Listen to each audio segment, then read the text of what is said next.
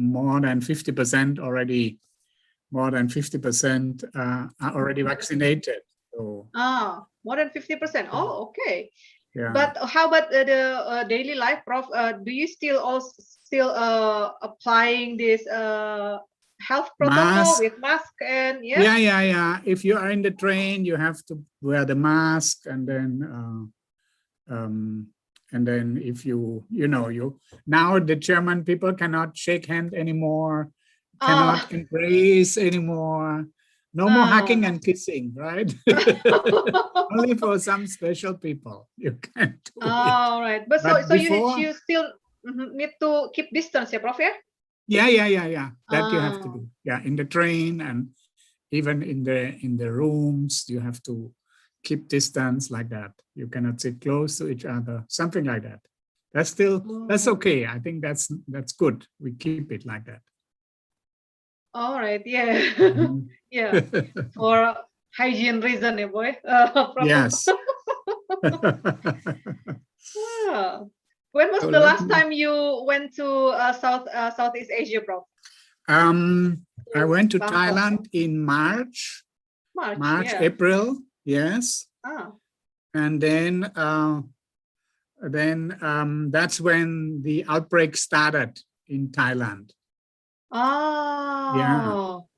But you managed to escape, yeah, before the outbreak. Yeah. I escaped before they really had this strong increase, and now they're still going up. And I was trying to go there again last month, and I have to postpone until end of this month, and still cannot go. So maybe I have to postpone until October. Do you have a research project, Prof? Yeah. I have research project there. That's why I need to go there. But at the moment, you cannot go to visit the villages. They won't let you come. Some villages sealed off. So because now the COVID is in the villages, before it's only in the city. Yeah. But how is is there any restriction from Germany to travel to other country? Like in Australia, Australia still close the border, international border. How about Germany, Prof? No. You can travel to Germany, but it depends on how the country is rated. If it is high infectious, then you have to go into quarantine. You have to show, of course, you have to show your test. And if it's a high infected area, you have to go to quarantine for 2 weeks when you come. Yeah. But generally, no, Germany is not closed. It's not like Australia or like New Zealand. Yeah. We are very, very strict here in Australia, and then now the infection rate is going up and up and up. Yeah. I think it's even they try to control the international travel. It doesn't prevent. It doesn't prevent. Right. You can see it in Vietnam. Vietnam is going up a lot, and they keep everybody out. Everybody keep them out. But then the people crossing the border from Cambodia, from Laos. Right.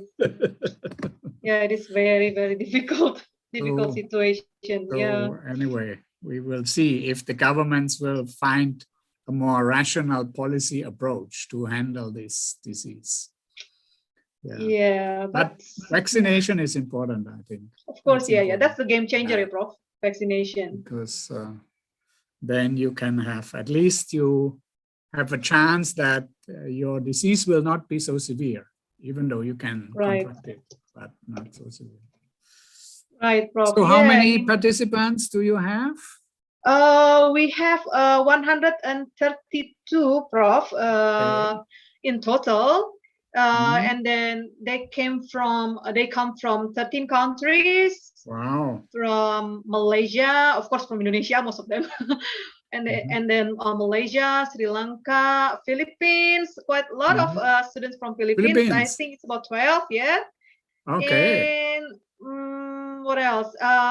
Haiti, one from Haiti, one from Russia. Yeah. Okay. And one from Australia, one from Japan, one from Germany, and I think about 5 from India. Yes. Okay, good. Countries, good. Right. But and they're all online, huh? Nobody yes, Prof. All online. So how about IPB? Is still closed? Oh yes, IPB? yes, Prof. Still closed, still closed. This semester, the whole semester up to December, still closed. Still work, still study from home, and we also, as lecturers, also still work from home. Yeah. How about in your university, Prof? No, we are open now for the winter semester. We will open. It will be presence. Yeah, we can come together again. If you are vaccinated and if you have, or you had already passed the disease. So the 3G, you are vaccinated, you already well again from after the disease, or you have been tested. If you have an actual test, you can also. So we will have normal presentation unless the crisis comes again. We don't know, but we think not. We think not. Now we kind of go back to normal. Oh, okay. Great. Yeah, great for you, for Europe and for US. Yeah, you gradually go to normal. Here we in Australia, just like the Asian, like Southeast Asia, we are now it's getting worse. Yeah, you have to see how long they can do it because the economic impact will be very dramatic. Yes, very severe. Yeah, you're right, Prof. Right. And, yeah, so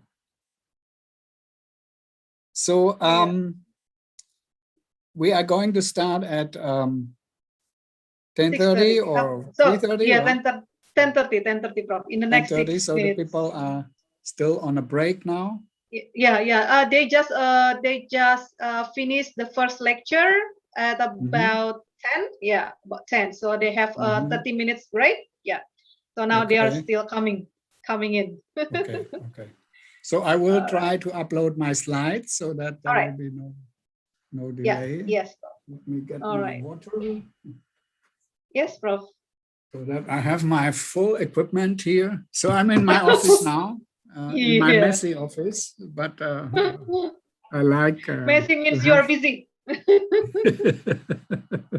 Yeah, and hopefully next year we can have it in real. Yeah, hopefully, Prof. But I'm not sure for Indonesia. Yeah, Prof. now we are not sure. Not really sure. Yeah, because so many, we have so high population to get vaccinated, so it's difficult to get vaccinate everyone to reach the herd immunity. I'm not sure. Just hopefully, yeah.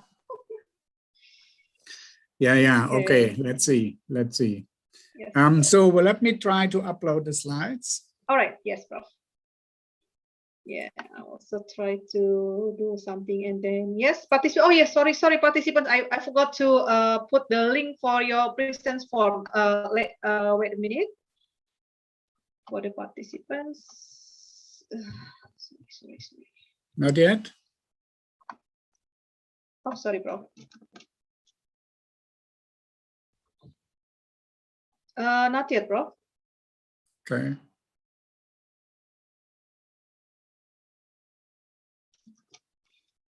Okay, participants, I already put the link for your presence form in the chat room. Please fill it up. Don't forget to fill in your presence form. Okay, thank you.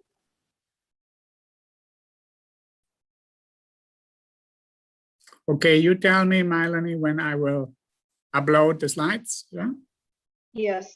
It's not yet, Prof.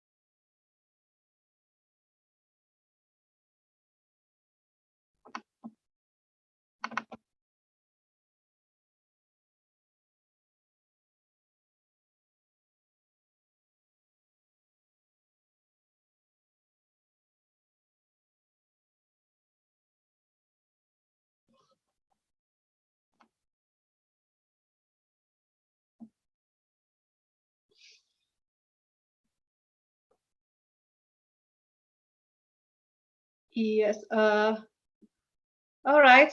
Shall we start, Prof?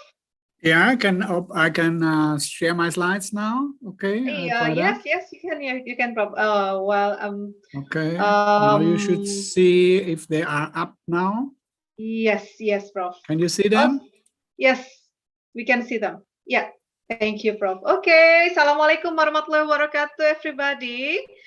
So now we have Professor Hermann Waibel from Germany, and he is already with us with our summer course since last year, Prof. Yeah, since summer course 2020, last December. It's not summer in Europe. It was a winter in Europe, but it is in summer in Australia. Okay, Professor Dr. Hermann Waibel is a full professor and executive director at the Institute of Development and Agricultural Economics Faculty of Economics and Management at the Leibniz University, Hanover, Germany.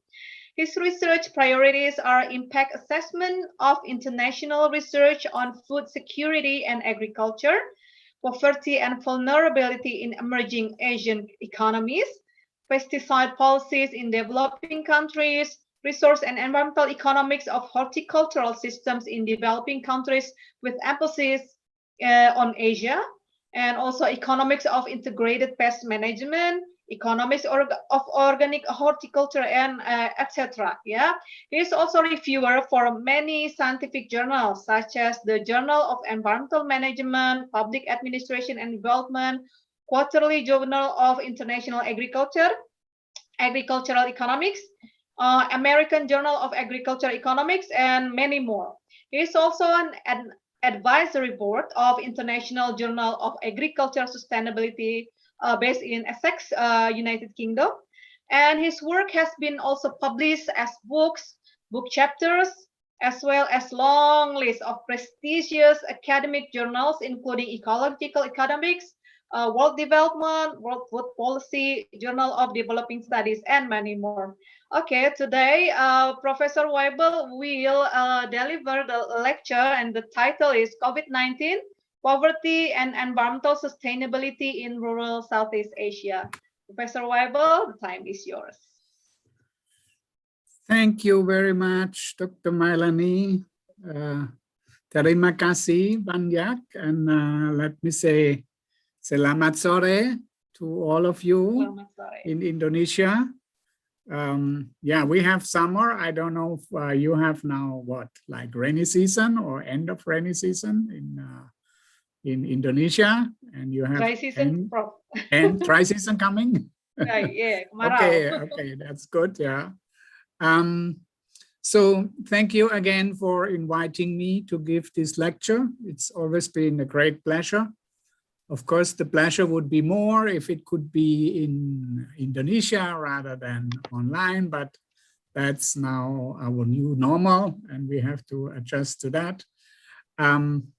You gave me that topic, which is actually the same topic as I had last year, but of course, it's a little bit different because I think we have learned more things about COVID-19. We have also learned more about poverty and environmental sustainability. And I find it interesting that you title your summer course on lessons learned for a post-COVID-19 world. So that looks optimistic because you are thinking of the post-COVID-19 world, but we are still in the with COVID world. But of course, we're all hoping for a post-COVID-19 world. So I think your course is very appropriate. So let me start with giving you the outline. I hope you can all see the slides, and I hope you can all hear me well. If I speak too fast, then please give me a sign and I will slow down. If I speak too slowly, then you also give me a sign and I will speed up. So I have 6 points that I want to give in this lecture. We have about almost 2 hours, so we can, we can manage the time well. And I start like I did last year, but I guess you are not the same students as last year, so it doesn't matter really. With the global picture, and I just pick out some points. And then I go to the topic of environment in Asia. Again, I will just take some examples. Then I will go a little bit more theoretical or conceptual. So I will talk about the concept of sustainability, which I will challenge you a bit and ask you, some of your opinions and thoughts. And then I go to the concept of poverty, and maybe many of those things are known to you. And then I have one case study, and that is research which I'm doing at the moment, that is the Mekong River. And then I summarize, and then we can, of course, always have some discussion in between or a discussion after every section as you like. So please feel free to always raise your hand and ask a question. So we shouldn't have this as a kind of monologue where I'm talking and you are listening, and then you feel asleep and fall asleep, and I keep talking to myself. That is, of course, one of the problems of the online lectures. You keep on talking into this black box all the time. And like if you are in a classroom, then you can see the people and then you can have direct interaction. Okay. So this is basically what we want to do in the next, let's say, 1.5 to 2 hours. So let me start with, as I'm an economist, so I have to start with some economic numbers, economic, whatever we can call them. This is what economists almost talk every day, and that is GDP growth, right? This is, you could say, maybe they talk about nothing else than this. Yeah? And of course, I will not limit my talk to that kind of thing, but I think we have to, it's quite useful to look at that. And some of these numbers that I have put together, they may not be exactly correct, and some other organizations may have other numbers, but I think by and large, what we see is that if we look at 2019, the world was quite okay. It was growing pretty well. Yeah, the GDP was growing pretty well everywhere, especially in Asia, about almost 5%. In China, it was 6%. It used to be a lot more before, but it's been still quite well. Of course, Japan has been a bit the sick dog among these big economies, these 3 largest economies in the world: US, China, and then Japan, and then Germany is maybe number 4. So, but 2019, we were all kind of quite optimistic. Things will go very well. And then in 2020, the COVID-19 hit us, and then basically everybody experienced a decline in the GDP. And the only country that didn't have a decline, even though that's where everything started, is China. So, and last year, the prediction or the calculation was like 1% growth, and it had been corrected. So they had actually much more growth in 2020 during the main COVID year, which was 2020. Now we all thought things will be over in 2021. And now we are in the middle of 2021 and it's not over yet. But nevertheless, if there is a decline in the economy and then kind of things are bouncing back, you have quite impressive growth numbers.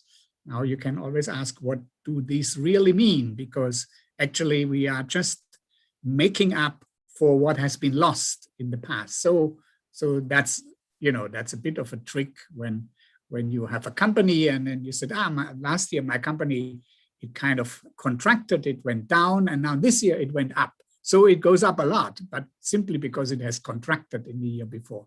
That's what's probably going to happen in 2021. We will see much higher growth figures. And again, these are predictions, so they can be totally wrong. Except for China, we can be pretty certain that they would be fairly high and higher than they even been in 2019 because of this backlash, because you have to recover or you have to come back to make up for all the things that were lost, the machine parts and the consumer goods and things like that. that people couldn't do in 2020 that may come back in 2021. So they predicted 8.3% growth of the GDP in China, and even for the ASEAN 5, which includes Indonesia, the prediction, this is done by the Asian Development Bank, they predict 7.2% growth. Okay, we can take these numbers, but we don't have to take them too serious. Yeah. If there are economists among you, you might not agree with me because you say, no, this is the most important thing that economists have to talk about is GDP growth. I don't think so. And I will explain to you also why I think it's not the most important thing. And it's even getting less important as the world is getting into a very, very different situation. But it's still important and it's still something we would look at. So let's keep this in mind, and maybe next year I'm going to use these 2021 figures. And I will see how much, I'll probably compare what was predicted and what actually happened. Okay, so this is kind of the world economic situation with, that's why you see my title is before and with COVID. It's not after COVID. Maybe last year I would have said after COVID in 2021. Now I can't say that. It's with COVID. And COVID will be still with us for a while, as we all know now. Okay, another point. And that is, again, with or without COVID, it doesn't really matter much. Population is going to continue to grow. This is a graph that is, it's a kind of model that calculates the population growth up to 2050. Now we are in 2021, something like this. So we are nearing the 8 billion mark of the world population, 8 billion people. Indonesia has how many people? You can write it in the chat. How many people in Indonesia? Somebody know? Somebody can say? 270 million, Prof. 250 million. 270 already. 250 million. 50. 270 million people. 270.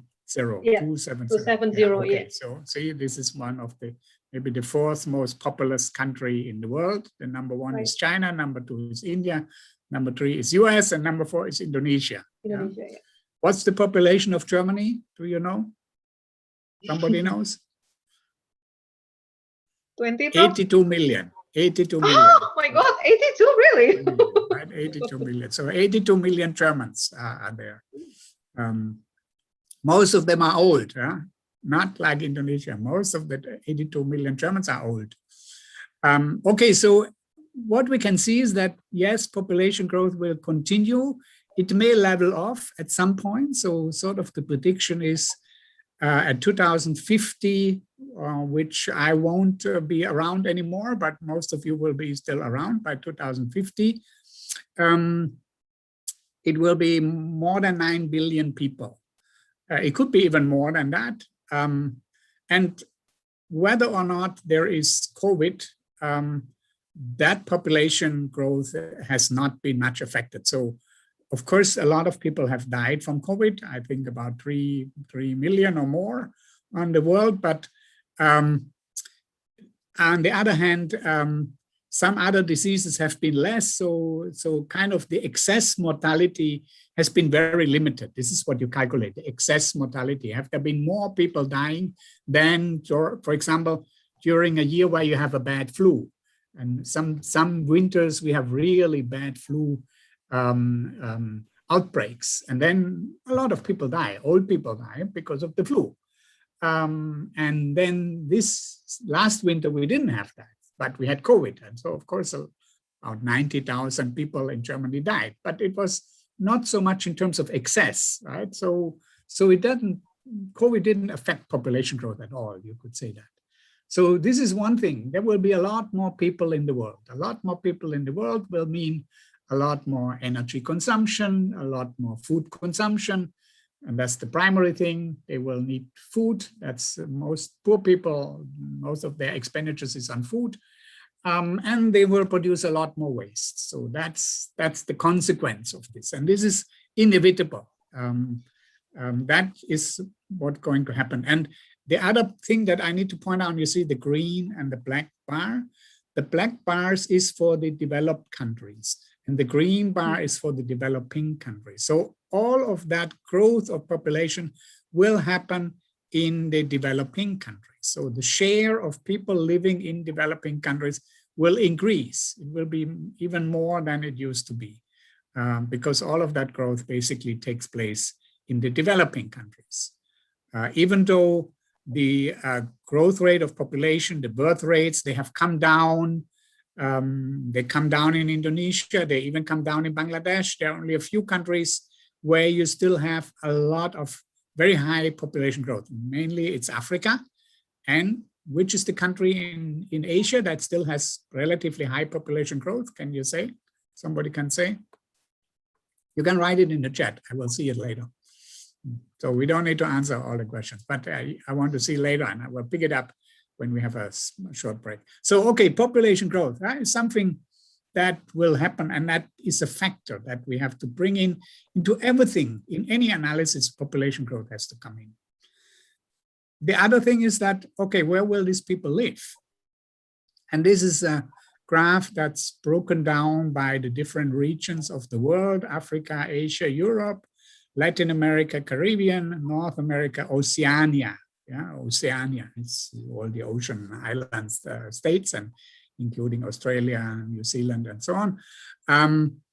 So what can you see there? You see the gray area, and you see the dark area, and the gray area is the rural population, and the dark area is the urban population. And then you see a dotted line, and that is 50%. That's the 50% on the population line. And then you see the years, and that's on the x-axis. And here you see the bar at 2015. Why is it in 2015? What do you think? What marked the year 2015? That was a special year. 2015 was a special year.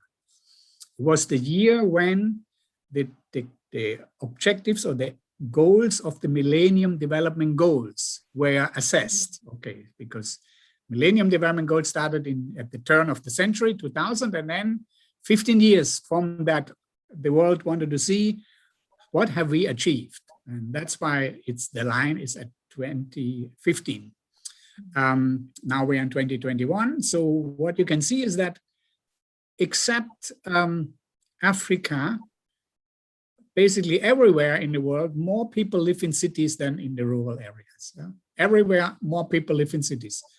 That has also dramatic implications. If more people live in cities, it means there will be a lot more waste. There will be a lot more transportation needed, because food is normally not produced in the cities. Food is produced in the countryside. So it has to be transported to the cities. So there will be very different way of living, as you all know. Maybe some of you still have some grandpa or grandmother, grandfather who live in the countryside, and you know that the way they live in the village is very different from the way you live in the city.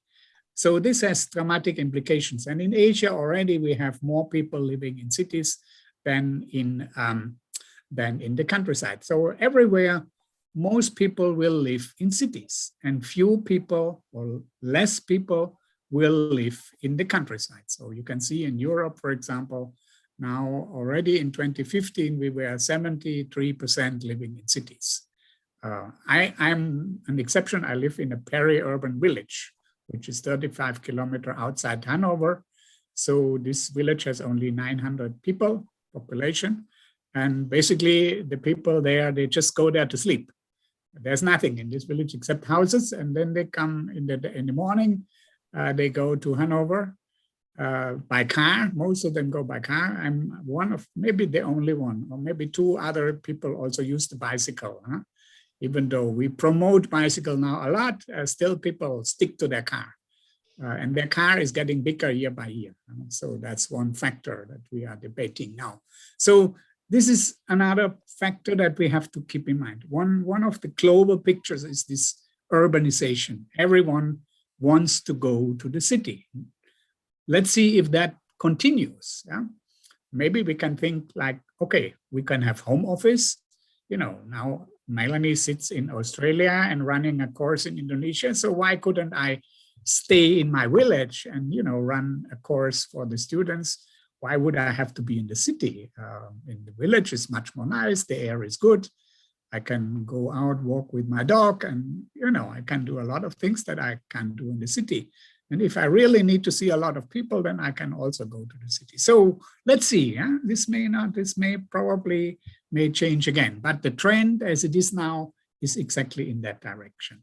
That's the second factor. Okay, then the other factor, I don't think I need to talk a lot, and that's the point about climate change. So I don't want to go into all the details of these three graphs that I put here on this slide, but let me just read out the headline. And the first one is like, some people are saying, okay, climate change, that has always happened. Remember, we had the ice age, and then it became very cold, and then it got hot again. So what do you worry? This is something we always had if you go back into history. No, that's wrong. That's absolutely wrong, because here, that's what you say here on the headline, like an ice age in reverse, CO2 levels are far higher than previous interglacial periods and have risen remarkably fast. So you see, okay, this is if you go back 400,000 years, and then now how this is shooting up. So this is unprecedented. This has not happened before. That's what we can see. And then if you look, it's the middle graph, only climate models which include human activity can explain the warming that is going on at the moment.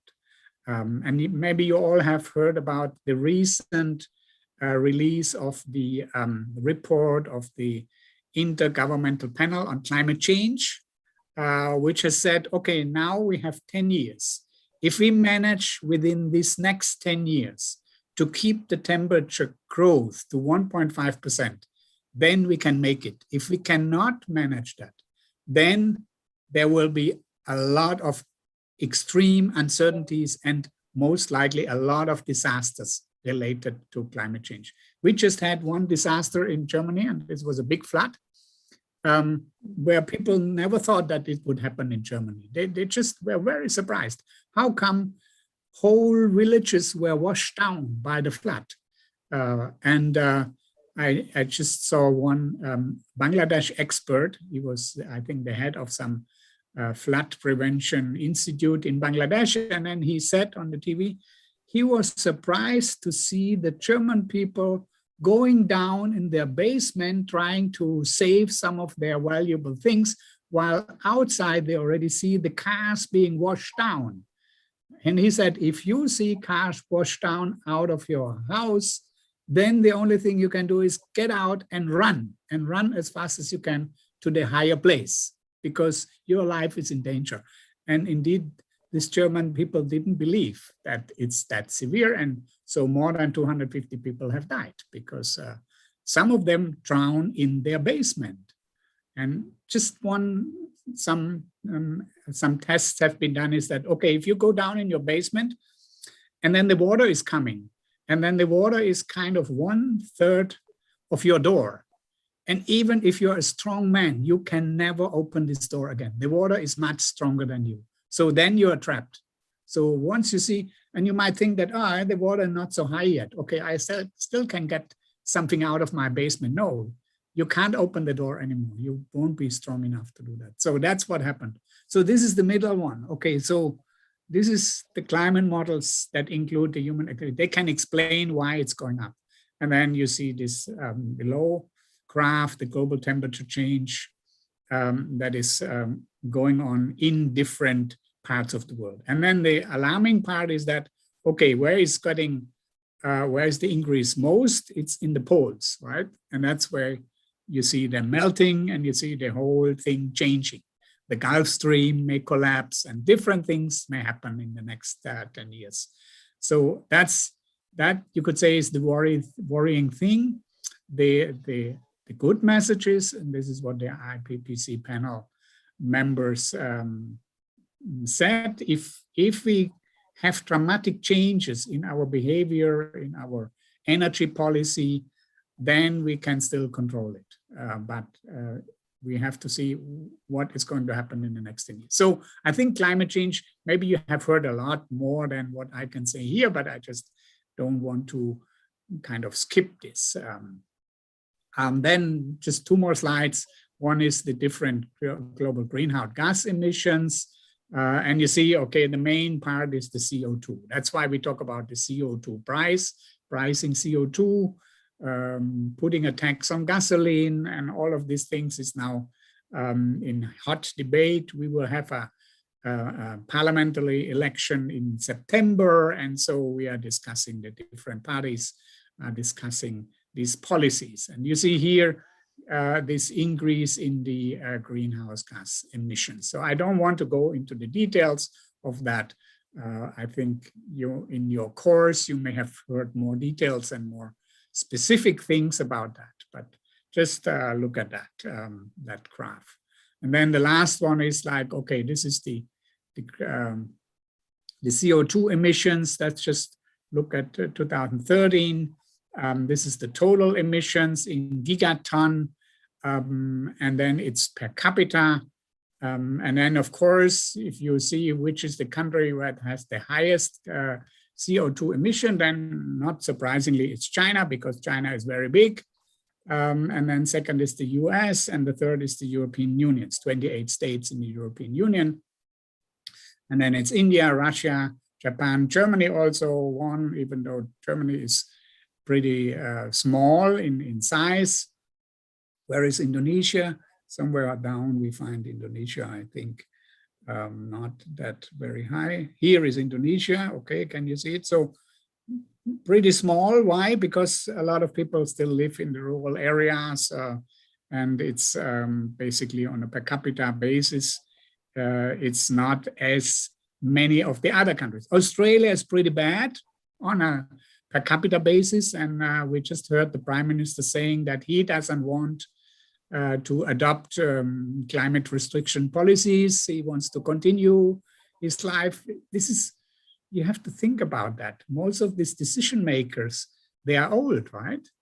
So they are 60 or sometimes end of 50s. So they think that, okay, my life is maybe another 20 years, 10 years. Okay, so let's have a good life.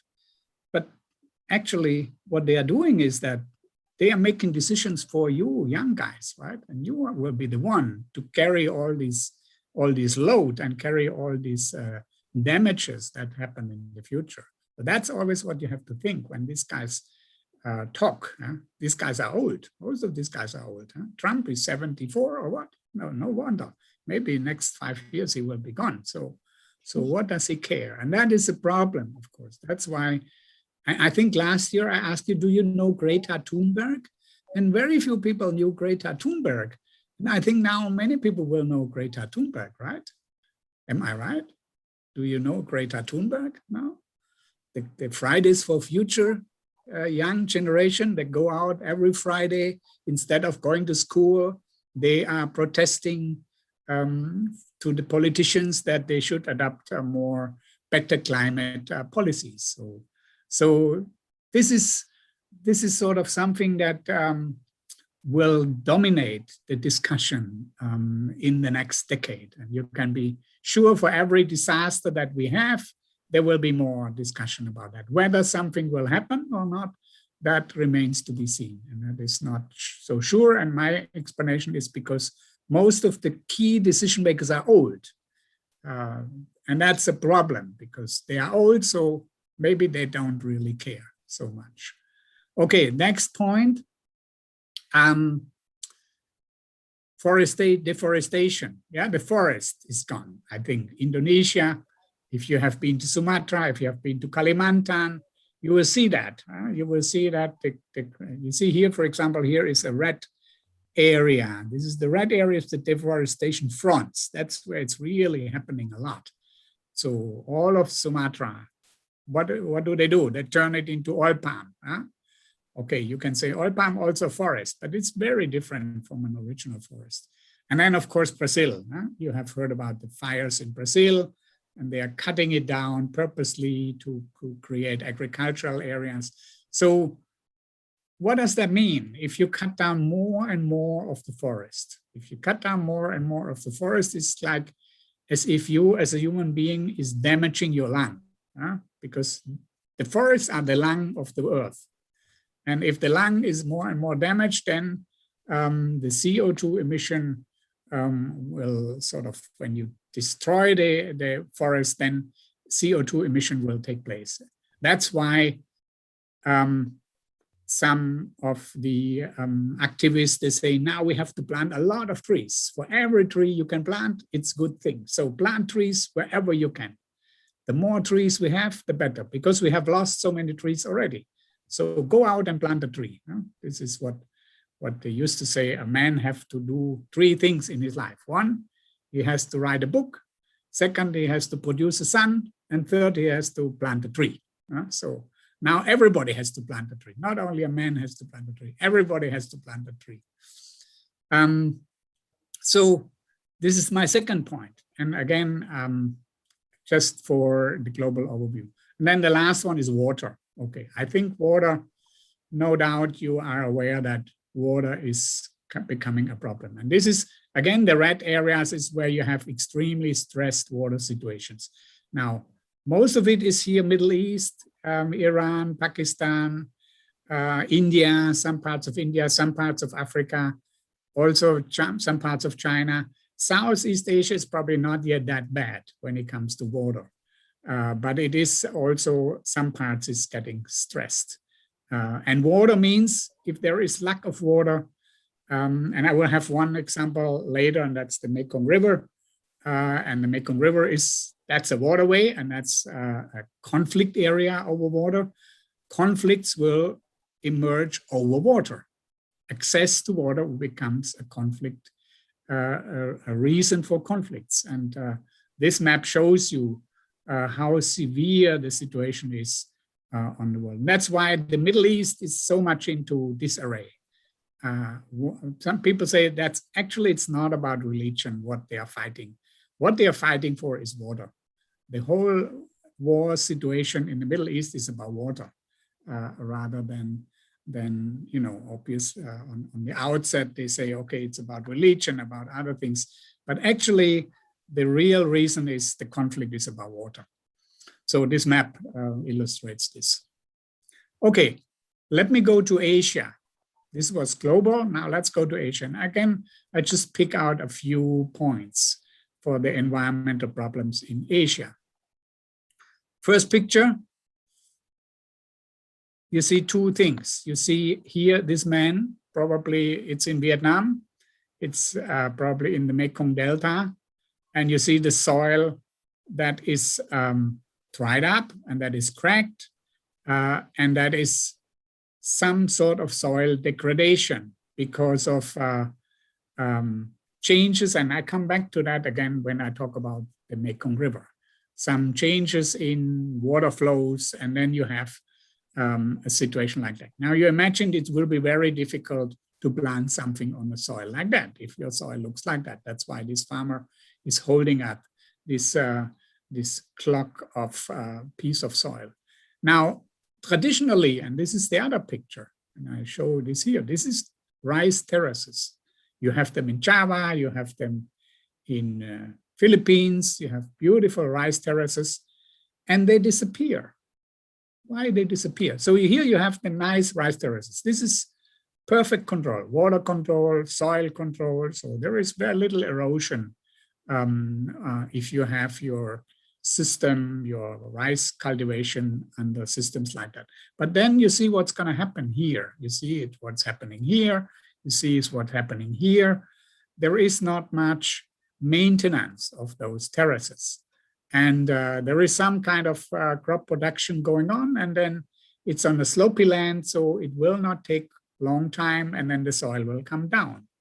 So soil erosion is a major problem for world agriculture. We are losing soil on a large scale. And that means we would have to produce food for more people, for at least 1 billion more people, on less land. So land is degraded, it can look like that, and land is being degraded in other ways, that in the way that the soil is just being run down, and then if you don't have soil, if the soil is very thin, it will be very hard to grow crops. I think even you are not an agriculturist, that is what you would see. So why do these traditional systems disappear? And I guess you can easily have the answer. You can write it on the chat. Why don't people maintain this? I've been in, well, 5 years ago, I've been in Banawe in the Philippines, which is the world wonder of rice terraces. And it looks not like when I went there the first time, which was in 1976. It looked very, very different. And so why does it disappear? Why do people not maintain it? I think you can answer that question. Okay, next point, forest, coming back to forest. This is a study that we did with in our institute. So we had a large sample of households in Cambodia and Laos, about 1,000 households. And we asked them, among other things, we asked them, okay, what do you see? These were two provinces, in one province in Laos, which is the province of Savannakhet, and the other province in Cambodia was the province of Stung Treng. If somebody is from Laos or Cambodia, you probably will know. So in both provinces, we had a sample of about 500 farmers, and which was kind of representative for these areas. And we asked them about trees. So what do you observe during the last 20 years about the forest? And then most people said very clearly, 441 people said less area is covered with, less area is covered with trees, with forests. So, and only 10%, 10 people said, 1% said, yeah, there's more forest. So that's obviously a misconception. So most people say there is less area covered with forest. And a lot of people said, 22% said, there are no more big trees. Because people cut the big trees first. And then people say that forest is less dense. So it's not like before, right? And then there are less trees, what people say. So only 7 people, less than 1% say there is no change. So very clearly, if you ask the people, they observe that something is going on. So in addition to satellite data, or you can fly with a drone over areas and you can measure that, people who live there, live in around there, they can observe the change. And that is the consequence of that is quite dramatic for people living in that area, because they rely a lot on food, on hunting, on logging. They rely a lot on those, what we call food and natural resources that they use to support their subsistence. Okay, then the next one is, just jumped a bit. So this one is just an illustration of water quality. And this is probably in Korea or in China, and you see the dirty water. This one is probably in India. You could see the man with the turban. So I don't know what he's doing. He's trying to find something valuable from this dirty water. And then on this one is a shore side, wherever this could be. You can guess which country this could be, where you have this kind of polluted coastal area. And I'm sure you may have seen something like that. In Indonesia, I can see that. In Philippines, I can see that. In many countries in Asia, I can see something like this. And definitely, this has implications for human health. And that's what's shown in the next graph. Here you would see statistics from the World Health Organization, and it's counting the number of people that die from unsafe water per year. And on the top of the countries is India. And I would say I can confirm that, because maybe I traveled to India about 10 times, and I cannot remember a single time that I got out of India without a diarrhea, without a stomach trouble, severe stomach trouble. And that's always due to water, no matter how careful I try to be. So other countries could be similarly bad. And okay, where's Indonesia? Here, sort of in the middle. Probably Singapore is pretty safe. If you buy water in Singapore, you're pretty safe. If you buy water in some other countries, you're not very safe. So this is water quality, and water is a source of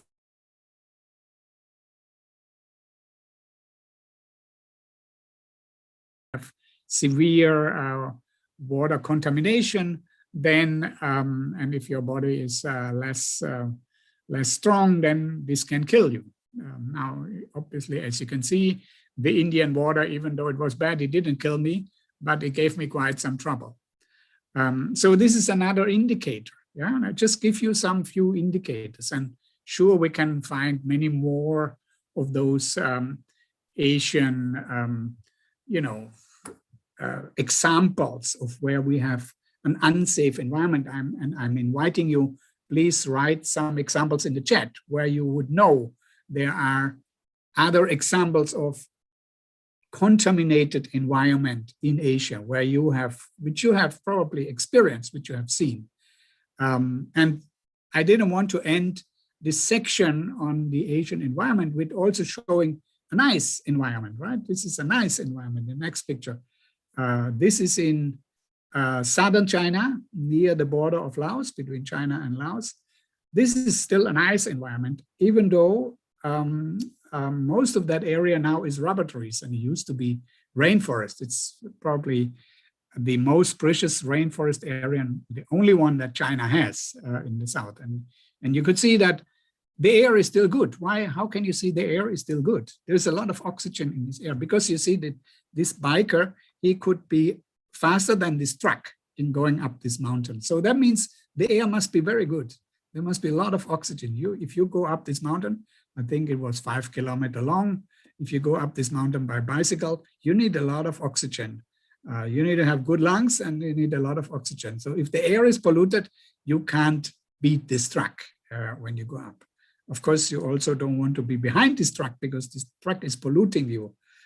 So you see, of course, there is both sides, but in generally the environment in many Asian countries is in big danger. And I think that is something, that is my message that I want to bring across. And then we can link that later to the other topic about COVID. So, okay, that brings me to the next part before we kind of go into a short interruption. That brings me to the theoretical. This is the third point, and that's the sustainability issue. I start out with two categories. One is the criteria of productivity, and the second is the dimensions. And let's start with the criteria. So I have 4 criteria for sustainability. If I want to measure sustainability, the first thing I look at is productivity over time. Okay, so if my productivity over time is declining, for example, my rice yields over the last 10 years are going down, then I have a problem. Obviously, I wouldn't want my rice yields to go down. At least I want them to be stable. Actually, I want them to go up. And that's what happened for many years. They went up. But nowadays, it's not so clear. They don't go up anymore.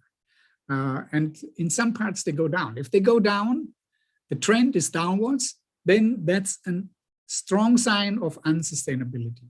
The second point is variability. If this is going up and down year by year, the variation is getting bigger. So it's more unstable. The whole thing is getting more unstable. Then something is wrong. Something is wrong with the environment. Something is wrong with my system. So variability is another criteria of sustainability. Third one is resilience.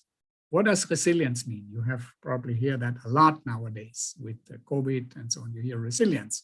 Okay, how fast, if you are hit and you fall down, how quick are you going back on your feet? Yeah, that's resilience. So the systems, how strong are they to getting back after they've been hit by a shock?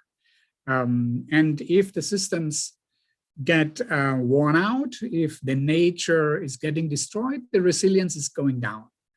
A diversified system would be much more resilient than a system that simply relies on one thing. So for example, if in Sumatra all you have is oil palm, and then there is one big bug that hits the oil palms, then your oil palm is gone and you have nothing else. So your resilience is low. If you have a very diversified system, then your resilience is high, because somehow you will get back to your feet very quickly. And the last one is, and that's often forgotten, that's equity. So is it only a few people, or is it only a few resources that dominate, or is it kind of well spread among the population? I come back to that point when I talk about poverty, because there it matters too. And equity is it's a criteria of sustainability. If things are getting out of hand in terms of only everything is concentrated in a few hands, that cannot be sustainable. That's what we know from past studies. And we can apply those criteria, of course, to all different dimensions, to economic, to the social, and to the ecological, right? You can see it from an ecological point of view, like soil erosion. You can see it from a social point of view, like how good is the cooperation among people in the society, how well do they work together, how much do they help each other. That's all an issue of sustainability. If people don't trust anymore each other, then that's a sign of unsustainability. And you will see later in my example about the Mekong, that's one thing that has come in through COVID. People are suspicious because they're afraid to see their neighbor, because maybe my neighbor is infected with COVID, so I don't want to see my neighbor. And so that's an issue of unsustainability. So, okay, we can take more, and you can certainly suggest things to me in the chat. This is a sort of very short view of sustainability. I go on with a couple of definitions. And I just read out these definitions, and you may think about them, because at the end of the course, at the very end of my talk, I will come back to that, and I will say, okay, are we still having the right definition of sustainability? So the most popular one is the first one: development that meets the needs of the present without compromising the ability of future generations to meet theirs. And this is the World Council on Environment and Development in 1987, who came up with that definition. So that means simply, okay, we don't want our children to have anything worse than we had. But now think about it. Is that realistic? Is it realistic to promise it? When I was young, actually, my parents would say, we want that you will have better conditions than we had. That was the common saying. Now, can I say to my children, okay, I'm sure you will have it better than I had it? I'm not so sure anymore. So think about that definition. And then there are a couple of others. For example, this one, number 3, is interesting. I don't read them out all, but this one is interesting. Development or economic change designed to maximize the length of existence of the human race. At the moment, we do not behave like that, right? We do not behave like that. We do not follow that definition, because you could think of some of our billionaire people. They're already planning to kind of resettle somewhere else, on Mars or on other planets. They're already testing missions into space, and so as if they would take it as a sign that, well, maybe human existence on the Earth here probably will come to an end at some point. Yeah, you could, of course, I'm overstating that a bit, but that's a definition of sustainability which is quite long, you see, or quite old. So this is Ceausescu Rogan. It's an economist, a Romanian economist at Harvard at that time, who had a very interesting model of a circular economy. And then this one is Hermann Waibel, he was a World Bank economist, and they came up with this definition. And there are other definitions, and there are maybe 100 definitions of sustainability, and I just pick these 5. So I want to come back to this one and say, think about this. Is this This is probably the dominant definition that you always see cited. But is it still realistic? This is what I want you to think about. Okay, then I have my other conceptual model, and this is how we value the environment. How can we value environment? Because one of the problems is that we sort of said, yeah, okay, this is the environment, but actually it's not, there is no price. So if there's no price, well, who knows what it's worth? If there's no price, maybe it's not worth a lot. And so there has been, economists have developed this concept of total economic value. And what we have been used to is only this one, the direct use value. So output that can be consumed directly, food, biomass, recreation, health, that all has a price. Somehow we have to buy it. We have to buy medicine. We have to buy when we go on vacation.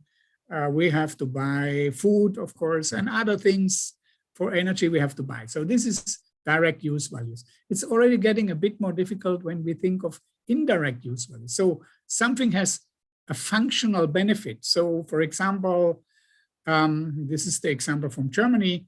In the past, we would never build a house near a river because we know that sometimes this river would be flooded, and then we would leave the area around the river just for free. And then the flood can come on that area and then it will recede. And then while it recedes or after it's gone, then maybe some sheep can feed there, can be herded there, but never build a house there. But this has changed. So people said, no, let's just make the river to regulate the flow of the river, and then you can build your house next to the river. And this is what we did. And now about 200 or so houses have been taken away by the river. So the river has taken it back.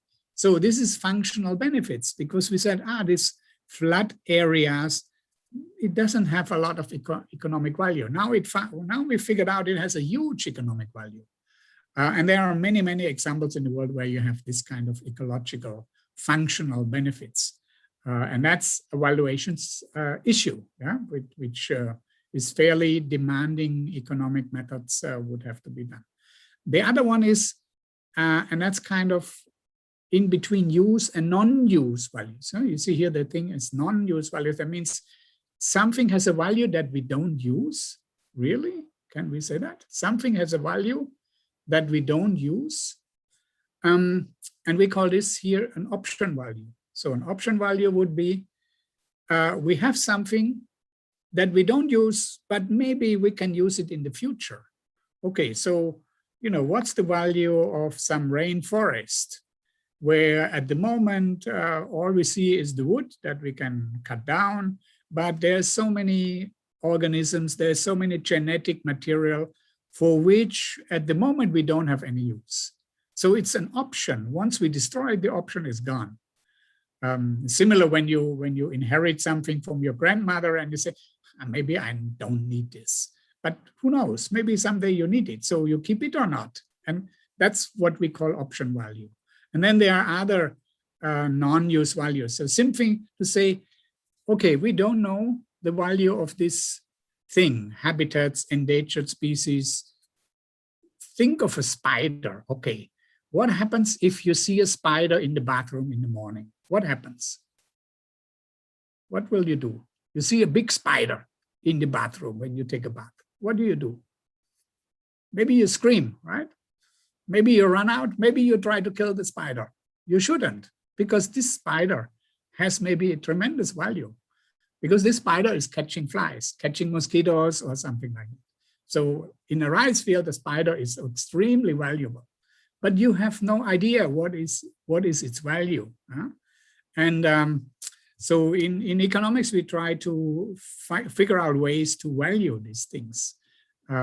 Something even like, okay, I will have later some example from a special fish in the Mekong River, which is gone. Basically, it's almost gone. And why would you be willing to, pay money that this fish, this very special fish, can be saved from extinction. So value from knowledge of continued existence. You simply know that it exists and you attribute a value to it, or you don't care. Yeah? That's the question. Then there are other things like bequest value. Okay, so something that because you have you inherit something or whatever. So there are other non-use values. So there's this whole thing of non-use values, and this brings us to the question.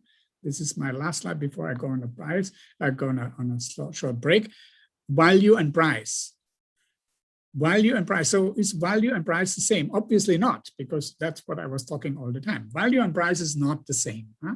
Something has a price, but the value could be very different.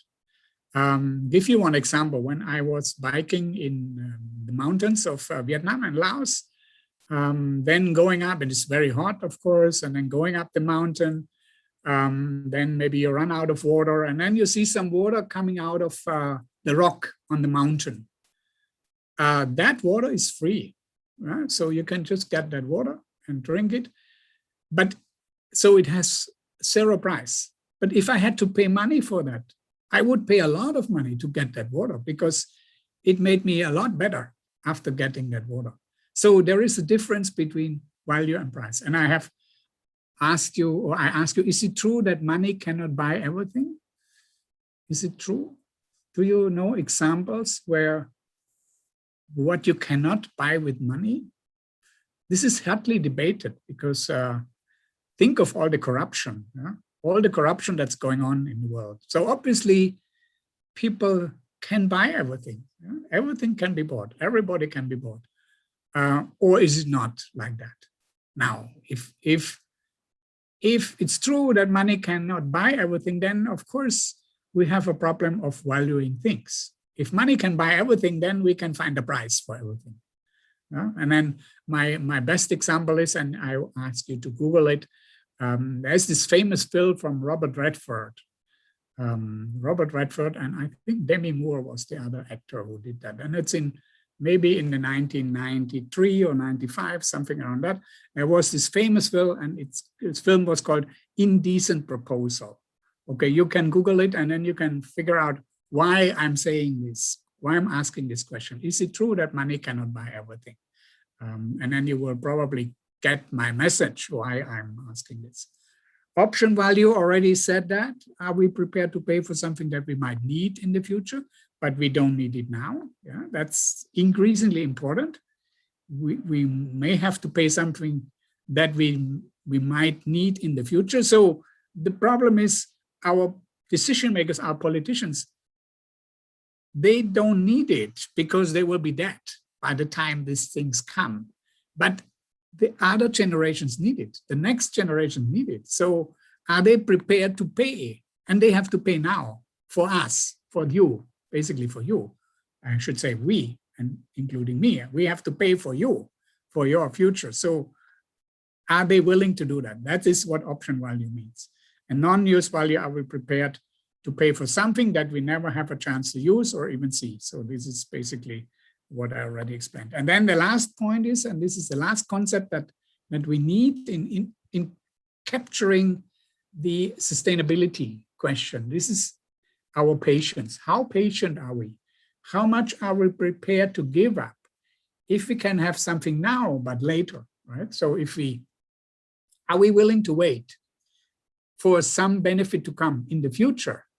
If we plant trees, we have to wait for a long time. So if I plant a tree now, I can't enjoy the benefit of that tree anymore. So I need to have a lot of impatience or a lot of patience, the opposite, of course. And usually the problem is that people are impatient. And if we want to solve the environmental problem, we need to be patient. We need to have a lot more patience. This is, in economists, they would call this the discount rate. Yeah? The discount rate is basically the tool that we measure this patience. So this is connected to the environmental question, the economic concepts. So this is kind of the four messages that I take away here. The resource degradation can be irreversible. The principle that is pollute first and clean up later. Do you know what concept is behind that? This term pollute first and clean up later, right? Where does it come from? Maybe you can write in the chat. What economic concept is behind that? Pollute first and clean up later. This is what most countries have been doing. And this has been the philosophy, the economic policy or economic policy philosophy, I can say, of most countries. Let's grow first. And then we clean up. When we have the money, later we clean up. It's called the environmental Kuznets curve. You can Google that and see what that means. And that's basically what many countries have been doing. And that's now no longer a good idea. For many years, that was said to be a good idea. Let's get rich first, and then we deal with all these environmental issues. So this is what the rich countries are doing. Now they debate a lot about environment, but they are not sure. It's probably too late. They have the money to do that, but it's probably too late. The other problem is, and the other lesson is not in my own backyard. Okay, the problem of the common good. And I will come back to that when I talk about my Mekong River case study. And even if no market price, there is always a value. Yeah, that's what I said in earlier. Actually, I just read some text from a famous German writer, and she said, she already passed away, and she already said, she said, if there is no market price, a thing is more valuable if it has no price. So the things that have no price, they are the really valuable things. So think about that. So again, we have this question of price and value. So price and value is something that does not fit together at the moment, because the things that we should price high, maybe we don't know the price or we ignore the price. And we say then the price is zero, but that's absolutely wrong. So maybe now I have a little break for water or coffee, and then I have some questions and comments for this part before we go to the next part. So this is going the second part. We are now at 11:31, right? We have an hour to go. So do you have any questions? I look at the chat now. Yes, any comments or questions, guys? Just raise it directly to Professor You can write in the Waibel. chat anytime. Yes. Yes, or you can raise your hand. You can say it now before we go on. All silent? All still awake? Gemma, do you have any question, Gemma or Daniel? Daniel James? You go down here. Yeah, Daniel has a question. Daniel, okay, Daniel, I can't see you now, but I can hear you. If you ask a question, that's fine. Okay, go ahead. Go ahead, Daniel. Actually, I was thinking about the pictures, the first one that you show about the soil erosion. Which one? Can you say again, please? The pictures that you shown on about the soil erosion. The soil erosion. Yeah. Okay. Yeah. Okay. Yeah. Actually, I was thinking like, they do know that on top of the hill they need to maintain, right,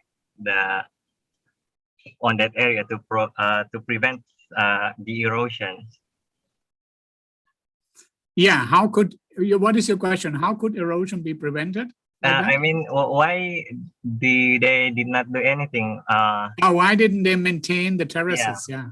Why don't they maintain the terraces? Yeah. Is it because they not care, or they just wait for someone else to do it for them, or like not knowing who have the responsibility to rehabilitate that area, or it's just that soil is already that bad for trees to grow?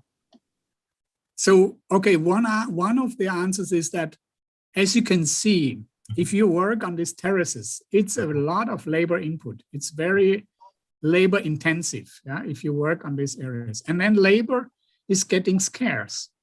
People from the rural areas, they usually want to go where? They go to the cities. They want to have a job in the cities.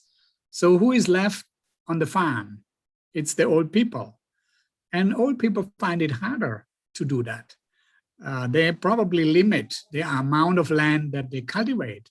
And so they just leave the other land aside. And then that's what happens. And other things is that, okay, you find many examples where land like this is converted into, say, vegetable areas. And then you don't want, or they don't have the money also to invest in these terraces. So these terraces are hundreds of years old. And if you would make new terraces, first of all, you would need a lot of investment, you would need a lot of labor. There is, as you probably know, most of the policies in Asia is more focused on industrialization. It's focused on the urban areas, not on the rural areas. There are not many really good rural development policies. So there is not a high priority on these things. And so automatically it happens. That's my explanation. I've seen that in Banawe in the Philippines, and it really looks sad when I compare this with 25, 30 years ago, where it's really beautiful and where a lot of people have been working on those terraces. And now it's hardly anyone who will do it. They maintain maybe some, like, you know, it's maintained like a museum. Okay, some village, they maintain it like for a museum. And then if people go there and have to pay money to just look at the rice terraces, but that's only a small part of it. And it's not sustainable for that mountain region. And so you have erosion, and erosion is continuing. It's a continuous process that is, which has on-site and off-site effects, because the soil is going down somewhere in the creeks, in the rivers, and it's polluting the rivers. You may have heard about this area in the Gulf in New Mexico and in US, where it's become a oxygen-free zone. So there are zones in the Gulf area where there is no more oxygen. So if you get there, you can't breathe. And that's because of erosion and because of pollution. Actually, it's because then all these nutrients, they flow down there, and then the algae growth, and then the algae die, and then the oxygen is being absorbed by the microbes. And then the oxygen is gone. So things like that happen. Okay, that's probably the answer. Okay. Thank you. So, Melanie, shall we continue, or what? Yes, okay? maybe. Yeah, we. There are some more questions, Prof. Do you want still continue or pick this question first, Prof? Yeah, pick the question. Yeah, sure. All right. Yeah, Gemma, do you want to ask Professor Waibel directly? Gemma, okay. Gemma. Actually, I don't have any more question, but I just wanted to share my own personal insight based on what you've asked earlier about if money could buy anything. For me, money could buy anything. Just in my own opinion, because, for example, if one person buy certain thing that he or she really wanted, he or she makes so happy, right? So so I can say that money could buy anything, even happiness. Money can or cannot? Can. Can't. Can. Cannot. Can or can? Can. Can. You say can. Okay. Yes. Okay, good, And good. Yeah. aside from that, if money can't buy anything, try to think of it. Why do politicians are doing corruption? Because for me, corruption is something that could make them happy because they can earn money, more money, lot of money. That's why for me, happiness could really buy anything. Yeah, that's a very interesting point, right? And we always emotionally will say, no, we will not sell, we will not sell, we will not give up this, and we will. But then if you have to make a hard decision, then it becomes very close. So thank you for that contribution. I think it's important to keep on watching and collecting examples where we can see, look, money bought it. Huh? Or it was really, no, money could not buy it. Okay, that's why, okay. Do you know the film, Indecent Proposal? Do you know it? From Robert Redford. Excuse me, sir. What did you said? Pardon? Did you know that film from Robert Redford, Indecent Proposal? Well, I don't have any idea about Yeah, it. you can Google it, you can find it. Okay, okay. You I can will. just look at the trailer later on. You will see. Okay, thank you, sir. Okay. All right, Melanie, what else? We go on or? Yes, one more question, Prof, because it's related to your... Hasna, do you want to ask Professor directly, or may I just read your question, darling? Hasna? Okay, do you can hear my voice clearly? I can hear you very well. Okay, so hello sir, so I am interested to one of the sustainable criteria, which is variability that you have said before. And as you may know that these days we are competing to make a lot of innovations such as new variety of rice, but besides, as you said before, that the more variations, then there's something wrong. And how do you respond to this opposite thing? Thank you. So your question was, if what you're saying is that, okay, this criteria of variability. Yes. Do you have a different opinion on that, or what would you want to know? I didn't completely get your question. Can you repeat it, please? Oh, okay. So I mean, in my campus, there are a lot of innovations that we should make, like new variety of rice. But you said before that the more variation, then there's something wrong. And can you encourage me to respond this opposite thing? Okay. Yeah, now I got your point. Yeah, so you say, okay, if your concept of variation means we are widening the scope of, let's say, technologies that we have.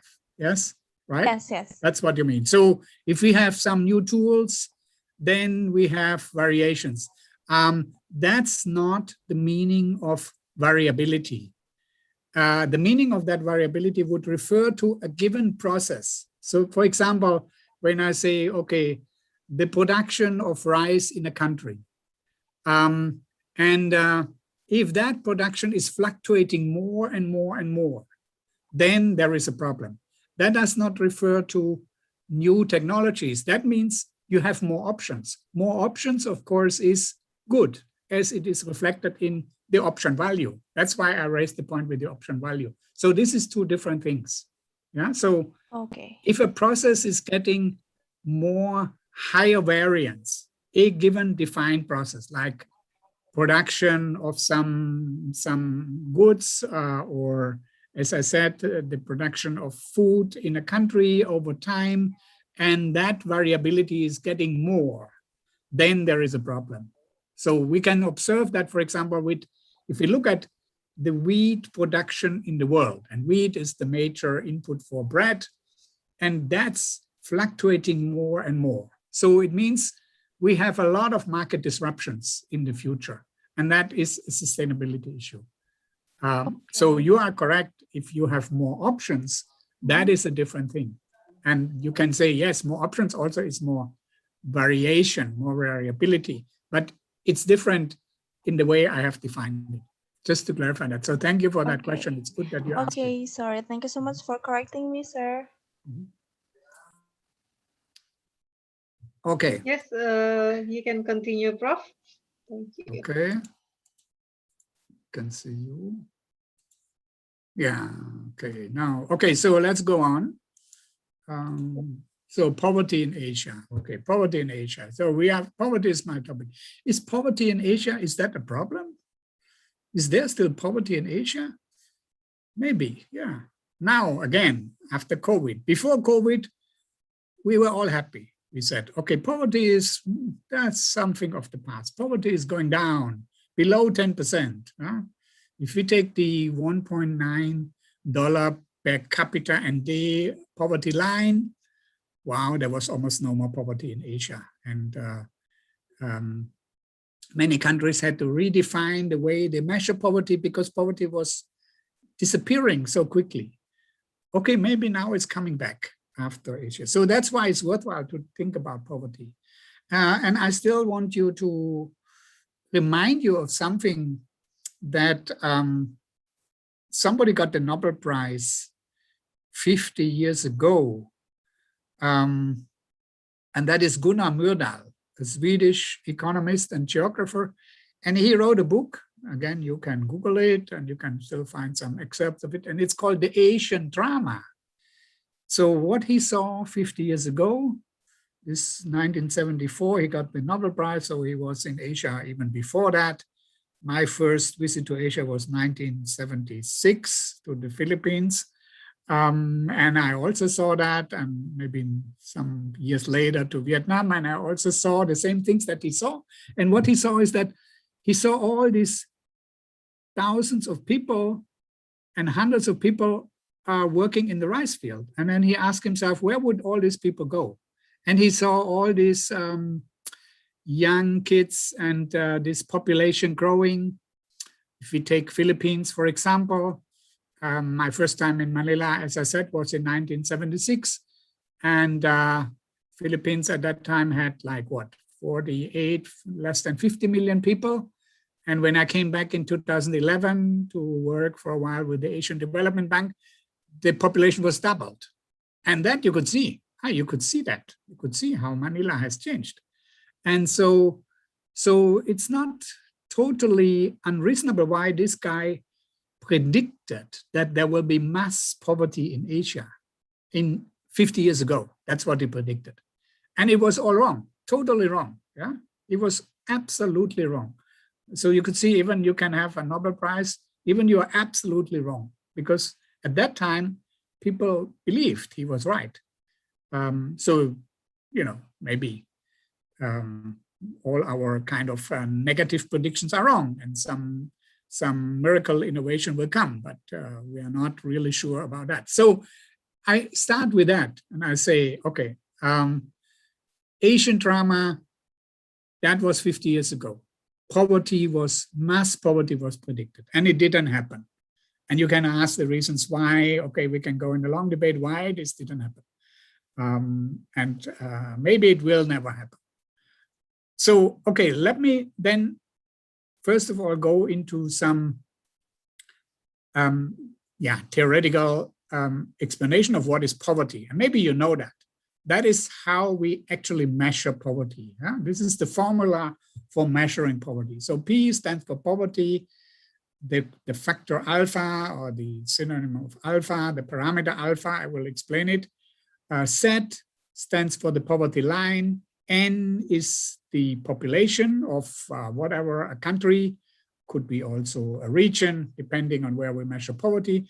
And then we have Z is the poverty line, and we only look at the population, the individuals, the households that are below the poverty line. That's why we say Z minus Y star.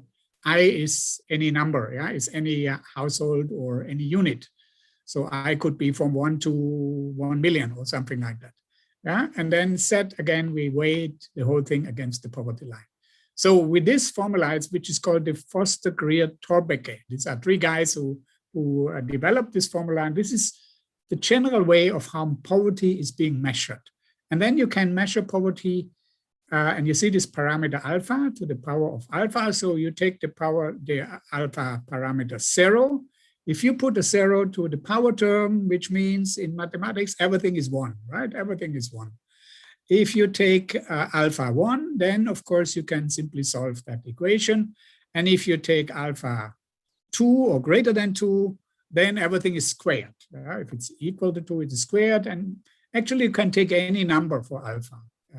Anything that is greater than 0 will sort of measure poverty. If it's 1, it's the poverty depth. If it's 2, it's the poverty severity. So if it's 0, it's the headcount ratio. If it's 1, it's the poverty depth, and that's the poverty gap index, which measures the average shortfall of the living standards from the poverty line. That means if we calculate this, we know how much money a country or government would have to spend to bring everybody above the poverty line.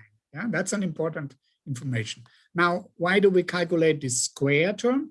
Because that gives a weight to those which are very far below the poverty line. So the very, very poor people. And that's often something that we have to worry about.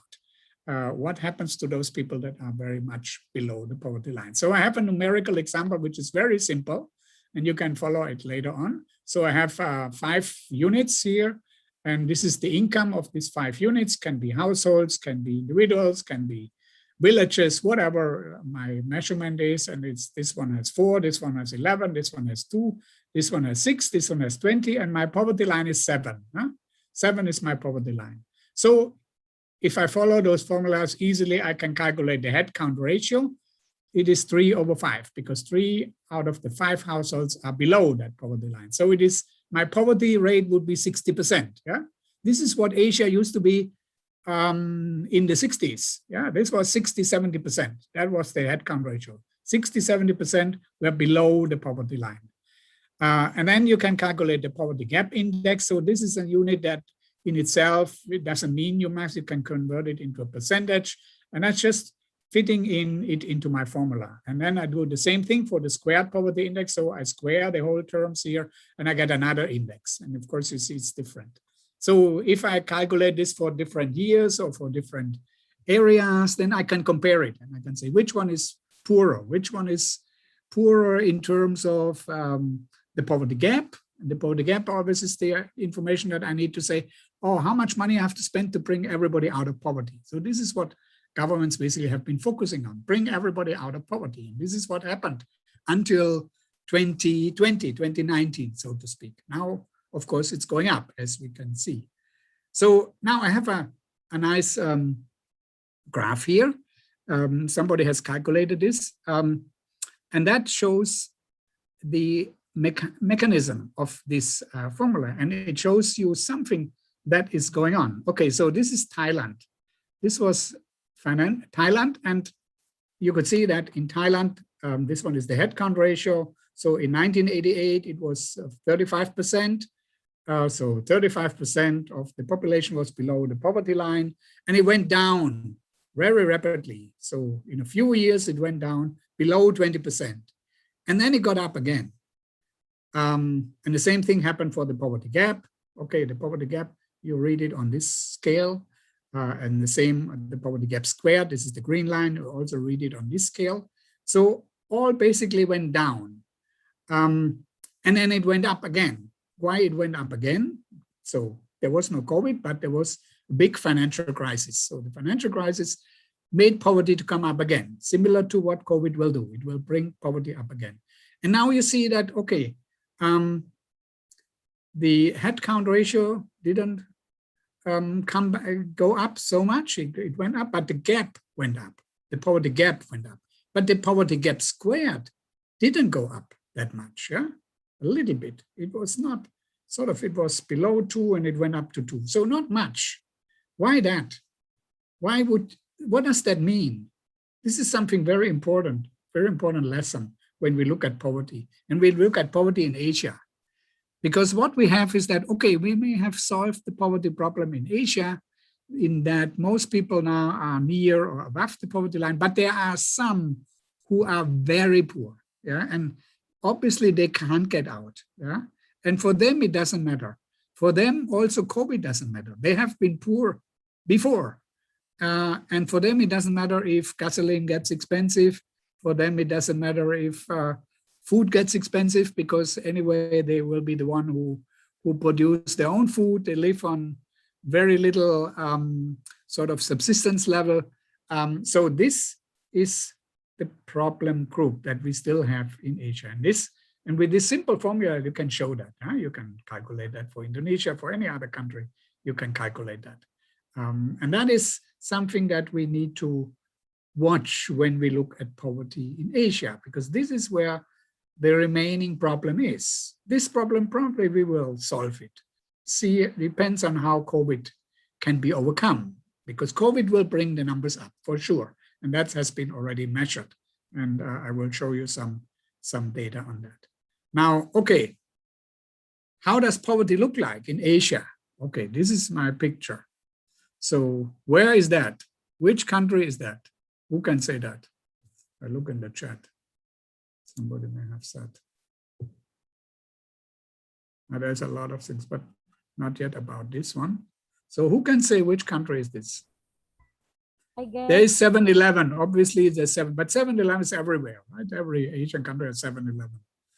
But how can you see immediately which country it is? I guess it is in the Philippines. Philippines, yeah, it's Philippines. Why? Because you see here the jeepney. Right? Jeepney. The jeepney is a typical symbol of the Philippines. The former army jeep of the Americans, they converted it into a passenger jeep, and so people sit very, very narrowly. So not good for COVID, yeah, if you sit very narrowly in the jeep. I don't know how they handle it now. Maybe they have some spaces in between, but this is the place where the jeepney stops, and this is in front of the 7-Eleven. And now what's going on here? Why I'm saying this is poverty? Okay, so this is my friend, right? This is me, and every day I'm walking, passing him here. He sits in front of the 7-Eleven. He has this box. There are about 500,000 of these guys in Manila who sell candies and what else? Cigarettes, right? They sell cigarettes. So here you see one cigarette stick, and they sell cigarette by sticks, 1, 2, 3, 4 sticks like that. Okay, and why? People come here for a break. They come from their call center or wherever they work, and then they buy 1, 2 sticks of cigarettes and a candy. That's their habit. That's the typical marketing pattern. And so I said to my friend, look, I want to do your job for one day. Huh? I just want to know how it is.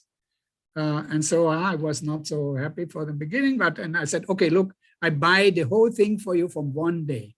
So how much you want? Okay, he said 700 pesos. Yeah, here's your 700 pesos. And whatever I don't sell, I return to you. So you can have all the things that okay, then, yeah, he let me do it very early in the morning. I got there and I sit there. And then, yeah, it was not easy because people come and said, okay, I want 2 Marlboro Light and I want 2 Hope, which is the one with this smell. What is that? This clover or something like that. So they have different prices: 1 peso, 1 peso 50, 2 peso. And then they say, I want 2 of this and 3 of this and 3 candies. Wow. And then throw 20 pesos in your box. Okay, I want the change.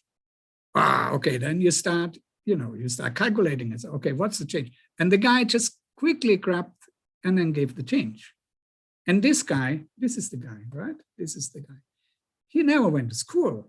He never went to school, and he can calculate the change faster than me. Why? Why can he do that? It took me a while to figure out what is the change. And then these people get angry because they don't want to wait for their change. They want it right away. And you have a lighter, and then they grab your lighter and then they light a cigarette. So they didn't realize at the beginning that this is a bule, this is a foreigner who's sitting there. It took them a while. Some people realize that, but most people, because you are a poor person, why would you look at this poor person selling cigarettes and candies? You don't have to care about him. Only some realized it and said, why are you sitting there? What are you doing here? And okay, the police came and had to handle it with the police. Everything was okay. But the message was that, okay, first of all, why this guy can do it? Well, he remembered all the combinations he had in his head, and he can do it so quick. Yeah, why is this poverty? Because whatever he does, he cannot get out of poverty. He can just make it, he can make a living with this box. This is the only thing he has. And he lives somewhere in the slum without electricity. And he has a daughter because his wife ran away. So he has his daughter. And then the other thing was, okay, when he had some money, we as economists would say, yeah, when you make some money, then you have to save it. And then when you save it, then you can invest. This is the story that we have in economics. You have to save it, but he didn't save that money. He bought something for his daughter. You see, she's happy. Because it were more if he can make his daughter happy then save a little bit of money and wait for 5 years before he has some money to can maybe invest in something else, in something that could bring him up with very high uncertainty. So he stayed for 20 years, maybe he stays at the same level. And probably by now, he will still be in the same level. And that is poverty. This is the guys who are on my squared line, right? You saw on the formula, the squared line. This is the guys that are down there. They can never go up. And it doesn't matter for them what happens.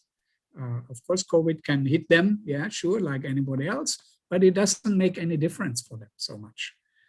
And that's what I mean by poverty. That's when you can really see poverty. And if you want to know that, you have to do it. You have to really sit there. Otherwise, you don't understand it. And I sit there for a whole day, and some people came, and I know one guy came and he said, "Oh, are you sick? I have to take you. Please come with me to the church. Maybe you need some, you know, you need some blessing or something, because something is wrong with your head because you're sitting there and doing this." I said, "No, don't worry. Just let me sit there. I will do this for the whole day." So, okay, I ended my day and then gave him back a few candies. Actually, I did sell a lot. I think I sold more than 1,000 pesos worth of candy and so on. And then, of course, I gave him what I earned, and then he was happy. And he is my friend forever, of course, for that time. So that's poverty. Yeah? This is what I mean by poverty. Okay, now, keep going on. Yes, okay, so, all right, sum up the story here. Poverty has declined, but it can go up again. Non-monetary poverty is still high. There's other things than money poverty. There is malnutrition. People eat the wrong thing. There is lack of education. Okay, the guy never went to school. Yet he can calculate, but he cannot do other jobs where he has to write or he has to really do some formal calculation. His health is not good. He has no choice. Participation and freedom of choice, no, none, zero. And he's vulnerable, right? If the police comes, and this is what happened sometimes in Manila, the police comes and say, "No, it's not allowed to do this." Okay, then they try to put all those guys in prison because it's not allowed to do this because you have no license. But actually the police get some money because selling newspaper and so on. So the police gets a free newspaper and a few free cigarettes and so on. So actually the police is making some money from that. So it won't happen that long. And then they release them all and then they come back to the streets because they have some service, but it's vulnerable. They have no social protection. If he gets sick, who helps him? Nobody. Okay, so that's what I mean by non-monetary poverty. And then there is inequality. So this is my last point. Okay, this is billionaires and poverty. Okay, is there any connection? I'm just asking you that. And I'm sure you have heard that recently. Jeff Bezos, Elon Musk, what are these guys doing? They got very rich richer than they were before during the pandemic. And they were flying to space. How silly, yeah? Just for 1 hour into space and come back. What's that for? Anyway, they did that. And they had some other passengers can go with them, can fly to space. So just that inequality issue. In 2021, there was a record 2,755 billionaires, right? People that have more than 1 billion in wealth. A billion is 1,000 million. Yeah? I think you know that, how many zeros is in a billion. In 70 countries, nearly a third higher than in 2020. So during the COVID, 1/3 more billionaires were come into the world. US still has the highest number, but the Asia Pacific region, if total, has most of the billionaires. So 1,149 billionaires in the Asia Pacific region. So that includes Australia, I think. And there are 370 more than last year, and mostly it's because of China and India. China gained more billionaires, 239 billionaires more. And they have now more than 600 billionaires in China. And India now is on the 3rd rank on the country list of billionaires. Which one is number 4? Do you know? The number of billionaires, number 4 in the world? Germany. Germany is number 4. That's the number 4. So, okay, has this something to do with poverty? Yes, I think. Because if if we all suffer, and then there are some guys who get a lot more richer, then we would redefine poverty. We would think that, yeah, there is something wrong. There's something wrong if some people get so much richer and a lot of people don't get richer or get even poorer. So that's the issue then. And okay, any questions, comments? Now we have half an hour more. So anyway, if you have some questions or comments here, then we'll take them. Then we have the final session on section on the Mekong River. Any question, Melanie? You're unmuted. You're muted. You're muted. You're muted. You are muted. Melanie, you are muted. Yep. Sorry. Yes, one question from Wahyu. Economy and ecology are two contradictory dimensions. Economic development will have an impact on ecology or environmental condition, as well as if we want good environmental condition, often don't produce actual economic value that needed as capital for developing countries to carry out development, improve welfare. So it is very difficult to realize sustainability in developing countries. Therefore, when talking about sustainability, I think global action needs to be taken. It needs support of developed countries to help developing countries to achieve sustainability. What's your opinion, Prof? Thank you. From Wahyu. Yes, thank you for that. Thank you for the question. It's on the chat, right? Yeah, I saw that. Yeah, yes. Thank you for reading it out.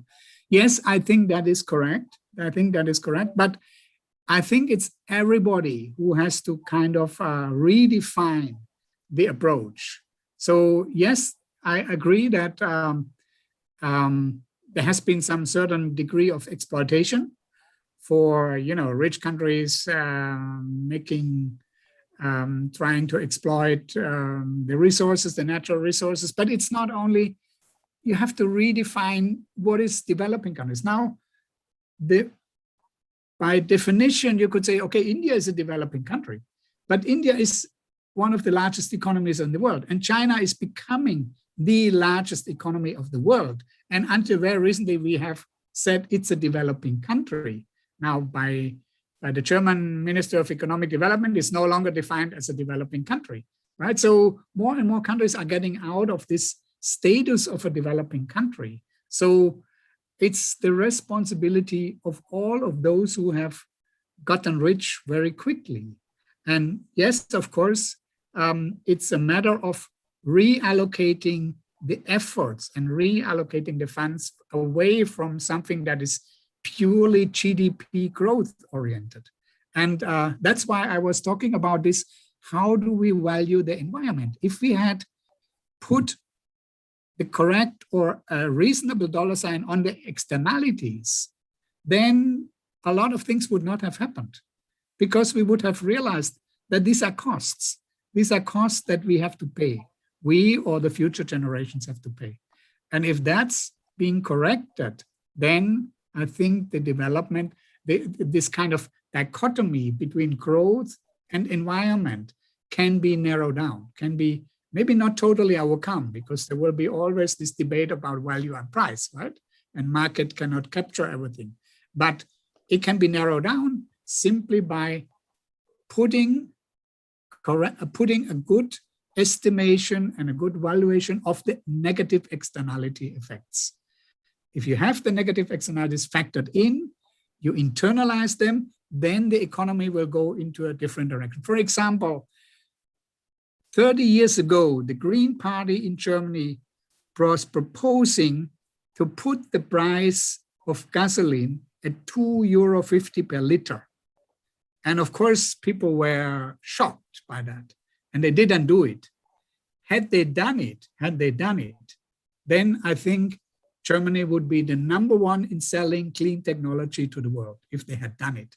Now, what happens? The German car industry is probably the most behind in the world, because they have never internalized those externalities. So that can be handled, but of course, it's a huge political challenge. And it's probably not going to happen so quick, unless there are more major disasters that make people more quickly to think on. And maybe young people have to get more active about that, because the old people yeah, as I said, they will die. So maybe they will not do much anymore.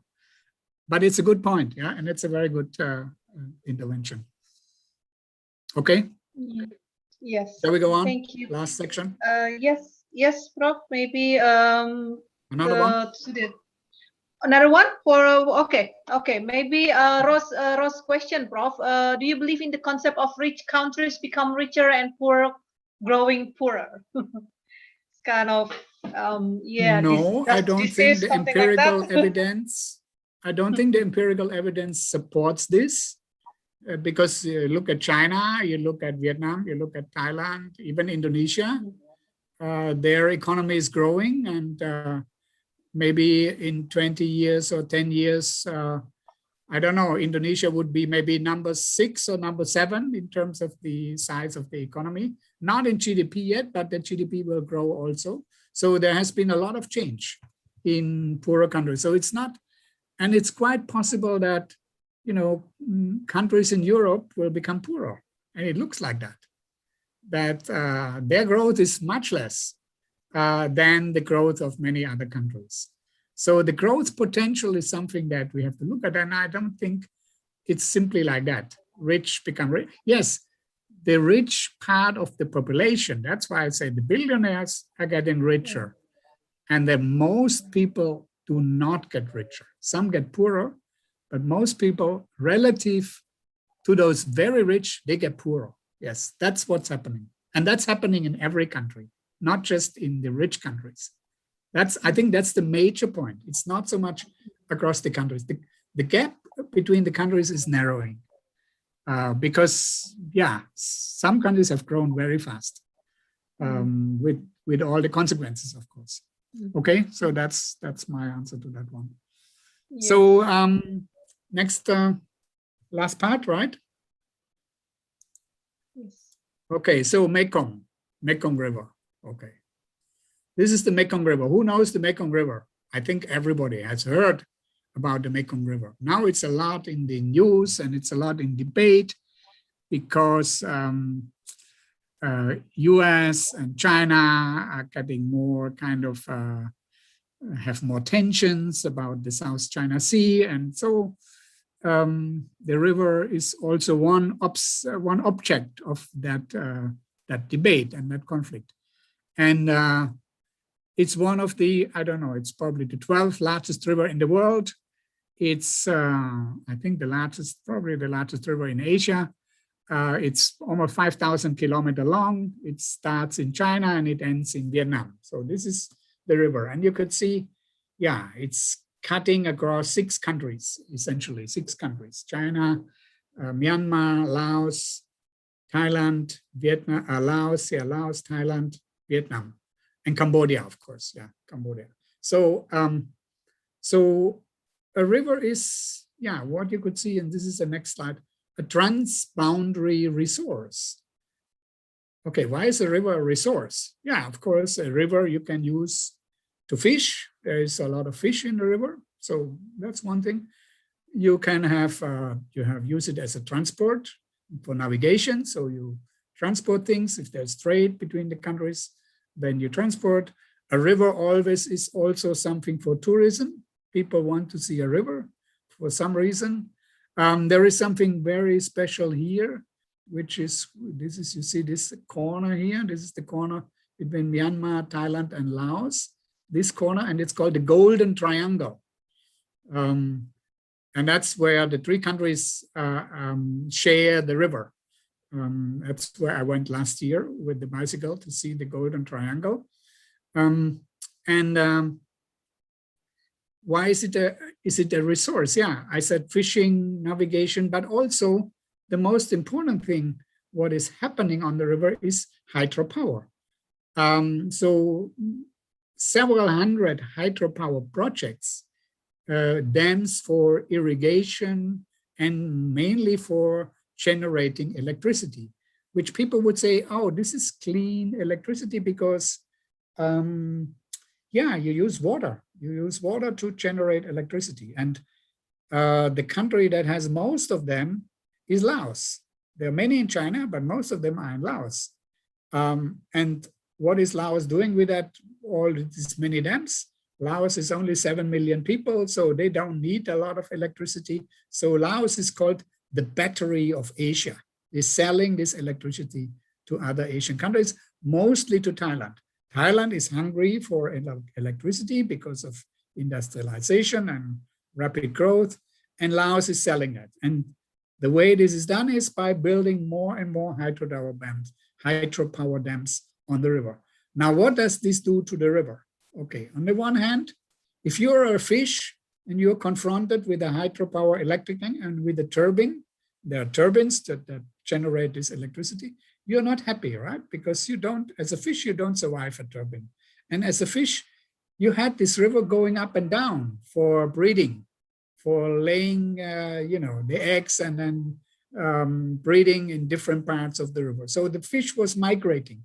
Now that migration is stopped. So clearly the fishing element is disappearing dramatically and basically has disappeared. So now what else can happen if there are many dams? Now you look at this, you see this guy again, right? This is compared to the one in China. This is 7 years later. So yeah, he looks older, right? Now, can you see a river? Can you see a river? This is the Mekong. Can you see a river? Maybe not, right? There is some dried up land. And this is somewhere in the northeast of Thailand, somewhere not too far from Vientiane, the capital of Laos. And it's at a part where at that time of the year, there was very little water in the river. So in some parts of the year, this river looks like that, this giant river, which is, yeah, as I said, 5,000 kilometers long. And sometimes it can look like that. And, okay, sorry. So what I did is I took satellite pictures. It's not exactly the same spot, but it's near that spot. So you can get satellite pictures from the river. And I took it, so you can take it for several years. So I took one from 2013. Now this is the same spot, right? You could see it. Okay, so this is 2013 and this is 2020. And now look at the difference. So this is here the same spot. Here you see the same spot. You see a small island, and you see this is kind of gray area, and this is a sandbank. Now you look at the size of the sandbank, and the size of this sandbank has been increasing. Yeah, and then also you see that, okay, the river kind of is getting inside, taking more land from the Laos side. This is the Laos side, this is the Thailand side. Yeah. So you see the river is changing if you take satellite pictures. And one more thing that happens on the river is that you may have come across that or not, but one of the most scarce resources nowadays, natural resources, is sand. Sand is being harvested at very large scale. And as the river is getting drier, there is more sand. There are more sandbanks. And these sandbanks are used to take out the sand and then to use it for construction of the Asian cities. So many parts in Asia or even the coastlines, they are digging out the sand, and the sand is getting a scarce resource. So that's a further damage that is being done to the river. And you could see the change that happened in these just 7 years. You can download that if you go to it's kind of the NASA database that you can use. So the river is changing dramatically, and the river is, as I call it, it's dying, right? This is the same spot, but without me on the bicycle. So this is near that place, not exactly the same, but near that place, and not exactly on the same day when it was taken. But there, basically, you could see that river is dying. How can you kill a river? Can you imagine you kill a river as big as the Mekong? Now, it's not always like that. Of course, there will be parts of the year when there is a lot of water. And when is there a lot of water? You guess. Because what is happening? In China, in northern Laos, there are these hydropower dams. And then sometimes a lot of water is coming down from the Himalaya and from the other mountain areas in China. And then there is too much water in the dam. So what do you do if there is a risk of too much water in the dam, you have to open the gate. You have to open the sludge because it will destroy your dam. It will destroy the walls of your dam. And so you open it and then you have flood. Then you have flooding all over. And other parts of you collect that water because you want to generate that energy. And that's happening all along the river. Now there are more than 200 hydropower projects along that river. And that's what's basically gradually killing that river. And you could see that if you look, and this is taken in March 2020 when I was biking along the river, about 2,000 kilometers from the mouth of the river up to the Golden Triangle. I was planning to go to China, but it wasn't possible anymore because COVID came and Laos closed the border and China closed the border. Okay, so see, this is a picture of a hydropower electric project. So this is on the river somewhere in Laos, in northern Laos. And this is how it looks like. So you see what happens if you build an hydropower dam. There were accidents, so there were some parts of the dike was broken, and then there was big flood and villages were drowned and so on. So the same thing that happened in Germany, but not because of hydropower electric dams. And then you can see what happens on the shore of the river. So there is this development, there is this deforestation. And the idea is that, okay, maybe if we have the water, we can irrigate more agricultural land. So, okay, we lose the fish, but we can have fish ponds on the river banks on the side. We can have more land to irrigate. We can have more livestock. So we can reproduce the lost protein that we lose from the fish. That's the idea. But you look at the picture and you could see what's going on. And then this is the picture of the giant catfish. So this is a fish that only used to be endemic in the Mekong River. It's kind of up to 6 meters long. It's a huge fish. And I ask you, just check in the Google, what's the current population of the giant, it's called the giant catfish in the Mekong River.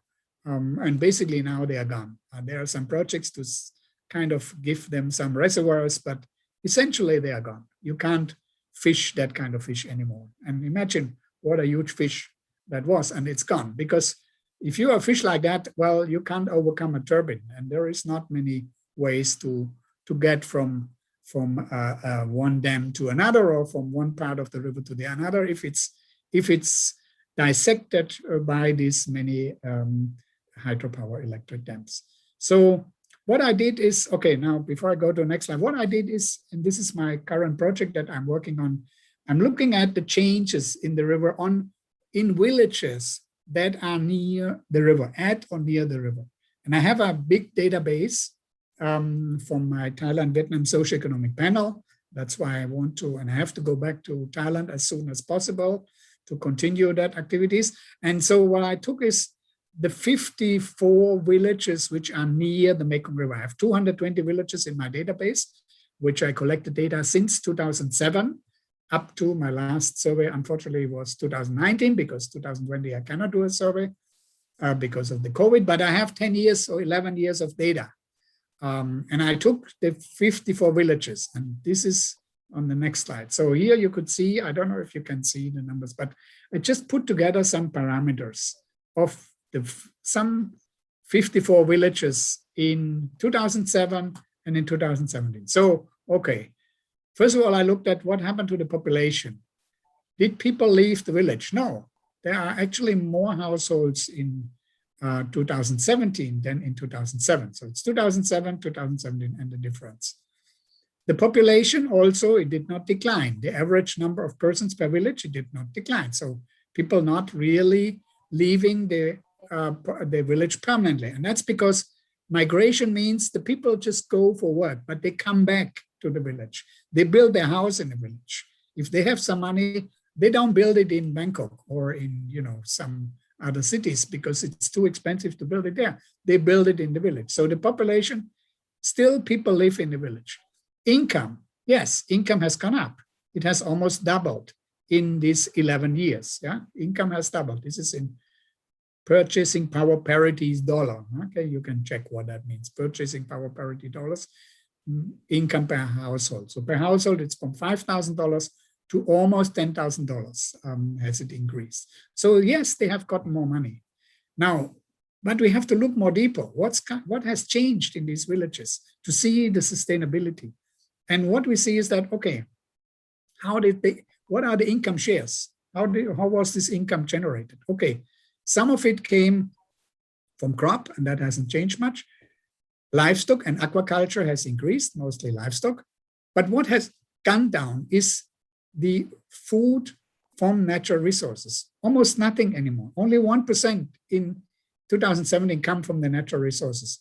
Now that's important because when the people come back to the village from the COVID, what do they have? They have no more job, they have no more money. So the only thing they can do is that, okay, maybe they can try to increase their farming activities, but then they have to come back to the natural resource. It's such as remittances, money that was sent by those who are in the city, who don't come back, okay, has gone down.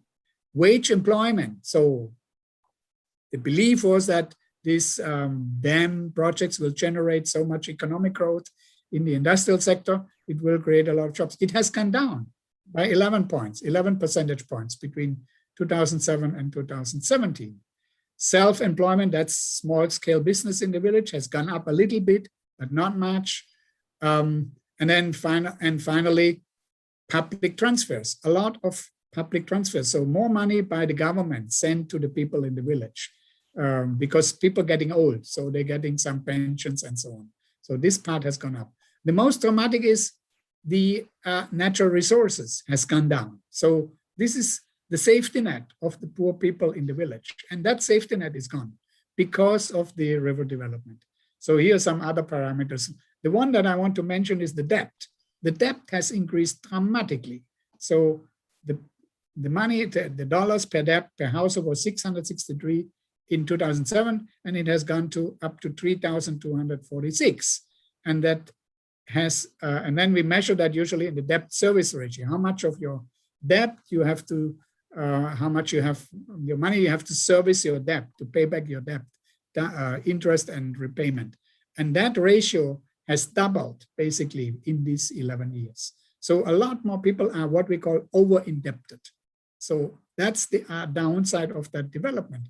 And that we can link to the development of the Mekong River. Now, what we also have done is we have asked the, we have kind of, this is what I said last year. You know, I said last year when I talked about COVID-19 in the villages, I said, okay, there's a low risk of infection in the rural areas. They have safety net for return migrants. They have maybe some pressure on the natural resources, and they have some opportunities for the role of rural villages in development. So better market accessibility, digitalization, none of that really has happened. So I was wrong, right? I was wrong what I was saying last year. Now, I showed also this picture of this lady who was a return migrant in one of the villages, and what she did is she was collecting mushrooms. She went out to collect mushrooms, and the question is, can she still do that? Can she still collect these mushrooms? She can make maybe, this is about $30 a day she can do. She goes early morning, 4 o'clock in the morning, they go 8 people in a car, and they go to some forest place, and then they collect these mushrooms until about noontime, early afternoon, they come back, and then they sell these mushrooms. Some mushrooms is very precious, so maybe this basket you can get 1,000 baht, $30, something like that, for working for a whole day, yeah? But not every day. And there's a big run on those mushrooms, and then maybe 2 weeks and all the mushrooms are gone. So can she still do it? And then, okay, look at the COVID cases. Until all of 2020, there was nothing in Asia. This is Asia, basically. And then it jumped up. And the first one that jumped up is India. And then you know the rest of the story. So I don't need to say that. You all know what happened to the COVID. So it's kind of March is sort of the cutoff point when everything in Asia took off. And yeah, we can discuss why that happened. And now just some implications for poverty. This is what happens, what is the poverty impact? Now you can read this later perhaps, but there are several calculations that have been done by the World Bank, by the Asian Development Bank. Let me just pick out Asian area. And what the ADB has predicted in some model calculations that between 34 and 185 million more people will live below the $1.90 per day poverty line in 2021. And if you scale it up, and this is by the UNDP, this is also interesting because by 2030, the Sustainable Development Goals would say we should have no more poverty. That was the plan. And now they're talking about maybe we will have 900 million poor people by 2030. Not zero, not the few that we had in mind. So you can look at those figures later, and they come out from different model calculations. And maybe next year we will see how much of that has materialized. So what causes this? Okay, what causes the COVID in these countries? The growth in the infection rates or the effect on poverty, the inequality, who gets access to the vaccinations? As you said at the beginning, Melanie, it will take a long time before Asia is vaccinated. It will take even longer before Africa is vaccinated. The effect of the lockdown policies. So if you keep everything closed, no more tourism in Bali and so on, that will have dramatic effects on the economy. And it depends on how much support and investment the government is putting in. And it depends on if the GDP grows, how much of that will trickle down. Now we know 1% growth does not mean 1% poverty reduction. It's much less, probably 0.4, 0.5. 1% growth, reduction of poverty only 0.5% or even less. And it depends on the resilience, as we talked earlier. And it depends about how much government wants to support the poor. And that is not clear, how much money they're still gonna borrow. And there could be other points that I want you to encourage. Okay, now the next point was that we did another survey, and this was in 2020, in our 54 villages in the Mekong region. And we asked them, and that was in 2020, right? That was before it went up in Thailand and in other Asian countries. And then we asked the households, and there was basically no COVID. No one was infected. None of the villages, actually all the 220 that we asked in Thailand, and none of the 54, there was any COVID case or anyone who knew someone who had been infected. Zero up to that time. And when you compare the household income before the COVID, during the first lockdown and after the lockdown, these were the 3 periods, it's very minor impact, yeah, very minor impact. And also this is how the people perceived it. They said, well, they perceived a negative impact, but there is also a lot who did not perceive any negative impact. And even some perceived a positive impact. Why? Because household got some support from the government. And this was the average amount. So some households in the rural areas who didn't go anywhere, who didn't spend too much, they suddenly get support from the government for COVID. And actually their income increased.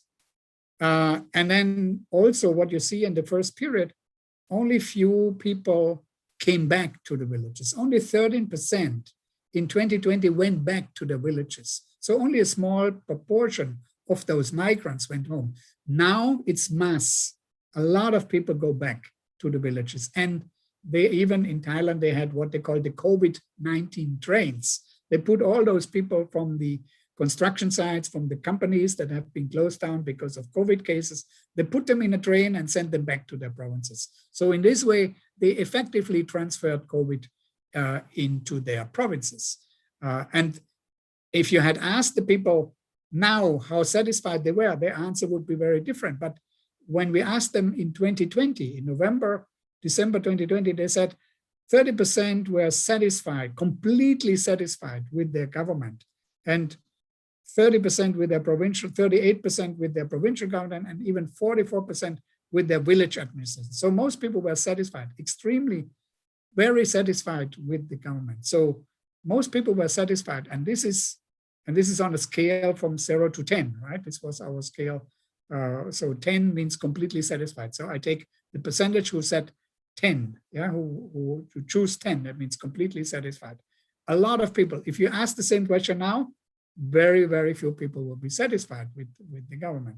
This is then when we asked the village heads, and we talked to 10 villages in Laos and 10 villages in Thailand. And then we asked them, what's the village economy and the village life? We asked them, what are the village measures that you take? Now, interesting, for example, in Laos, they said, oh, now we cannot go to the Mekong Islands anymore because our crops are on the Mekong Islands. And we used to do some fishing on the Mekong Islands, and now it's closed. So suddenly the border, the river suddenly becomes a border because it is restricted because of the COVID. Yeah? So it has become a restriction, a barrier, which before it used to be a river, but it doesn't really used to be a border. You could just go in and out, the people who live there. Okay, so I know I'm running out of time and I'm getting scared. So I think you can read those questions, but I summarize here. I say, okay, the challenges are increasing, but so is our knowledge. Can we say that? I read this as a question. COVID-19 may not be mankind's major challenge because there may be worse challenges coming. I think we will be able to manage the COVID-19 challenge. And we would still have to ask, what can we learn from the pandemic? As I said, the Germans now have a different way of greeting. They learned that, right? So no more shake hands, no more hugging and kissing. Okay, that reduces a lot of the diseases that we usually have in winter. That's a positive side effect. Can we go back to normal life when COVID-19 has come under control? Can we just go the normal way, traveling, spending, wasting things? Can we do that? Maybe not. Can GDP growth tell us? GDP will go up again, but what will it tell us? Actually, we know we will have to spend more on repair, replacement, and rebuilding, and we will have much less resources for expansion, for real growth. So GDP will grow, but actually we are repairing. So when we are repairing, it means GDP go up, but it's not really growth. It's simply replacement. So perhaps we need to rethink the sustainability. And what I'm challenging you here is to say, well, maybe it's not about maintaining the status quo. It's about minimize the speed and the magnitude of the decline that is ahead of us, rather than trying to maintain the status quo. That's probably too late to maintain the status quo. So that's basically what I want to sum up. And then let me end with a quote from a famous French, actually he was a multiple scientist. He was a Jesuit priest. He was a geographer. He was a paleontologist and anthropologist and so on. Pierre Teilhard de Chardin. You can, it's not the perfume, right? It's the other guy. He died in 1955. And he said, the future belongs to those who can give hope to the next generation. And that's, of course, what I would like to do. So thank you very much, Melanie, for giving me the opportunity. Sorry for running over time. I know it's already 5:30 in Indonesia, and it's time to have a break. So thank you. Thank you so much, Professor Waibel, for always a very clear, very inspiring lecture. Would you mind to pick just one more question? Sure. Yes, get up. All yes, right. Okay. Yeah, Quina wants to know, as we know that COVID-19 has increased poverty in many regions, and we don't know when this pandemic will end, especially in Indonesia. Is it possible for us to decrease poverty despite in pandemic era? After COVID, yes, I think poverty can go down again, because there has been success in fighting poverty. It just needs a remodeling and a rethinking of the policies, because maybe now we export a lot of poverty to the rural areas, and it will take some restructuring of the economy before the jobs can be recreated, the structure of the economy can be made suitable to be more resilient towards similar shocks like that. So I think it will come back, but it will take time. It will take time. And we will probably be not able to keep the SDG goals as we had in 2030. The rapid decline in poverty, I don't think will be as fast anymore as it used to be. So that's why we have to change the speed in our expectations. And that's probably also, that's why I said, maybe manage the decline first before we can grow again. Yes. Okay. Thank you so much again, Professor Hermann Waibel. And what are the, I think the thing that you, the future, the the young generations and who will be the future leader from this, what can we extract from this lecture today from Professor Hermann Waibel? There is one, actually two messages from Professor Hermann. First, let's try to encourage our government to internalize the negative externalities, because this is the source of all of our environmental problems nowadays. Yeah. And then the second one is just let's plant the trees. Yes, Prof. Plant the trees. Yes, plant the trees. Yeah, yes. let's plant the trees. Yeah. Yes. All right. Again, thank you so much, Professor Hermann Waibel, for your huge contribution for this summer course. Hopefully, we can still have you next year. Yeah, Prof. Inshallah. Hopefully. Yes, inshallah. Yeah, let's hope to do that. Yeah. Okay. Okay. Right. Yeah. And thank you for listening, and wish you a good success with your course, and have a selamat malam. Yeah. And you have some you have some your dinner coming soon, right? And for me, my lunch coming soon. Yeah. Okay. All right. Thank you. Dankeschön, Prof. Dankeschön. Yes, thank you. Terima kasih, and bye-bye. Terima kasih. Okay, participant. Okay, students. Bye-bye. Give a big applause for Professor Hermann Waibel. Thank you, Prof.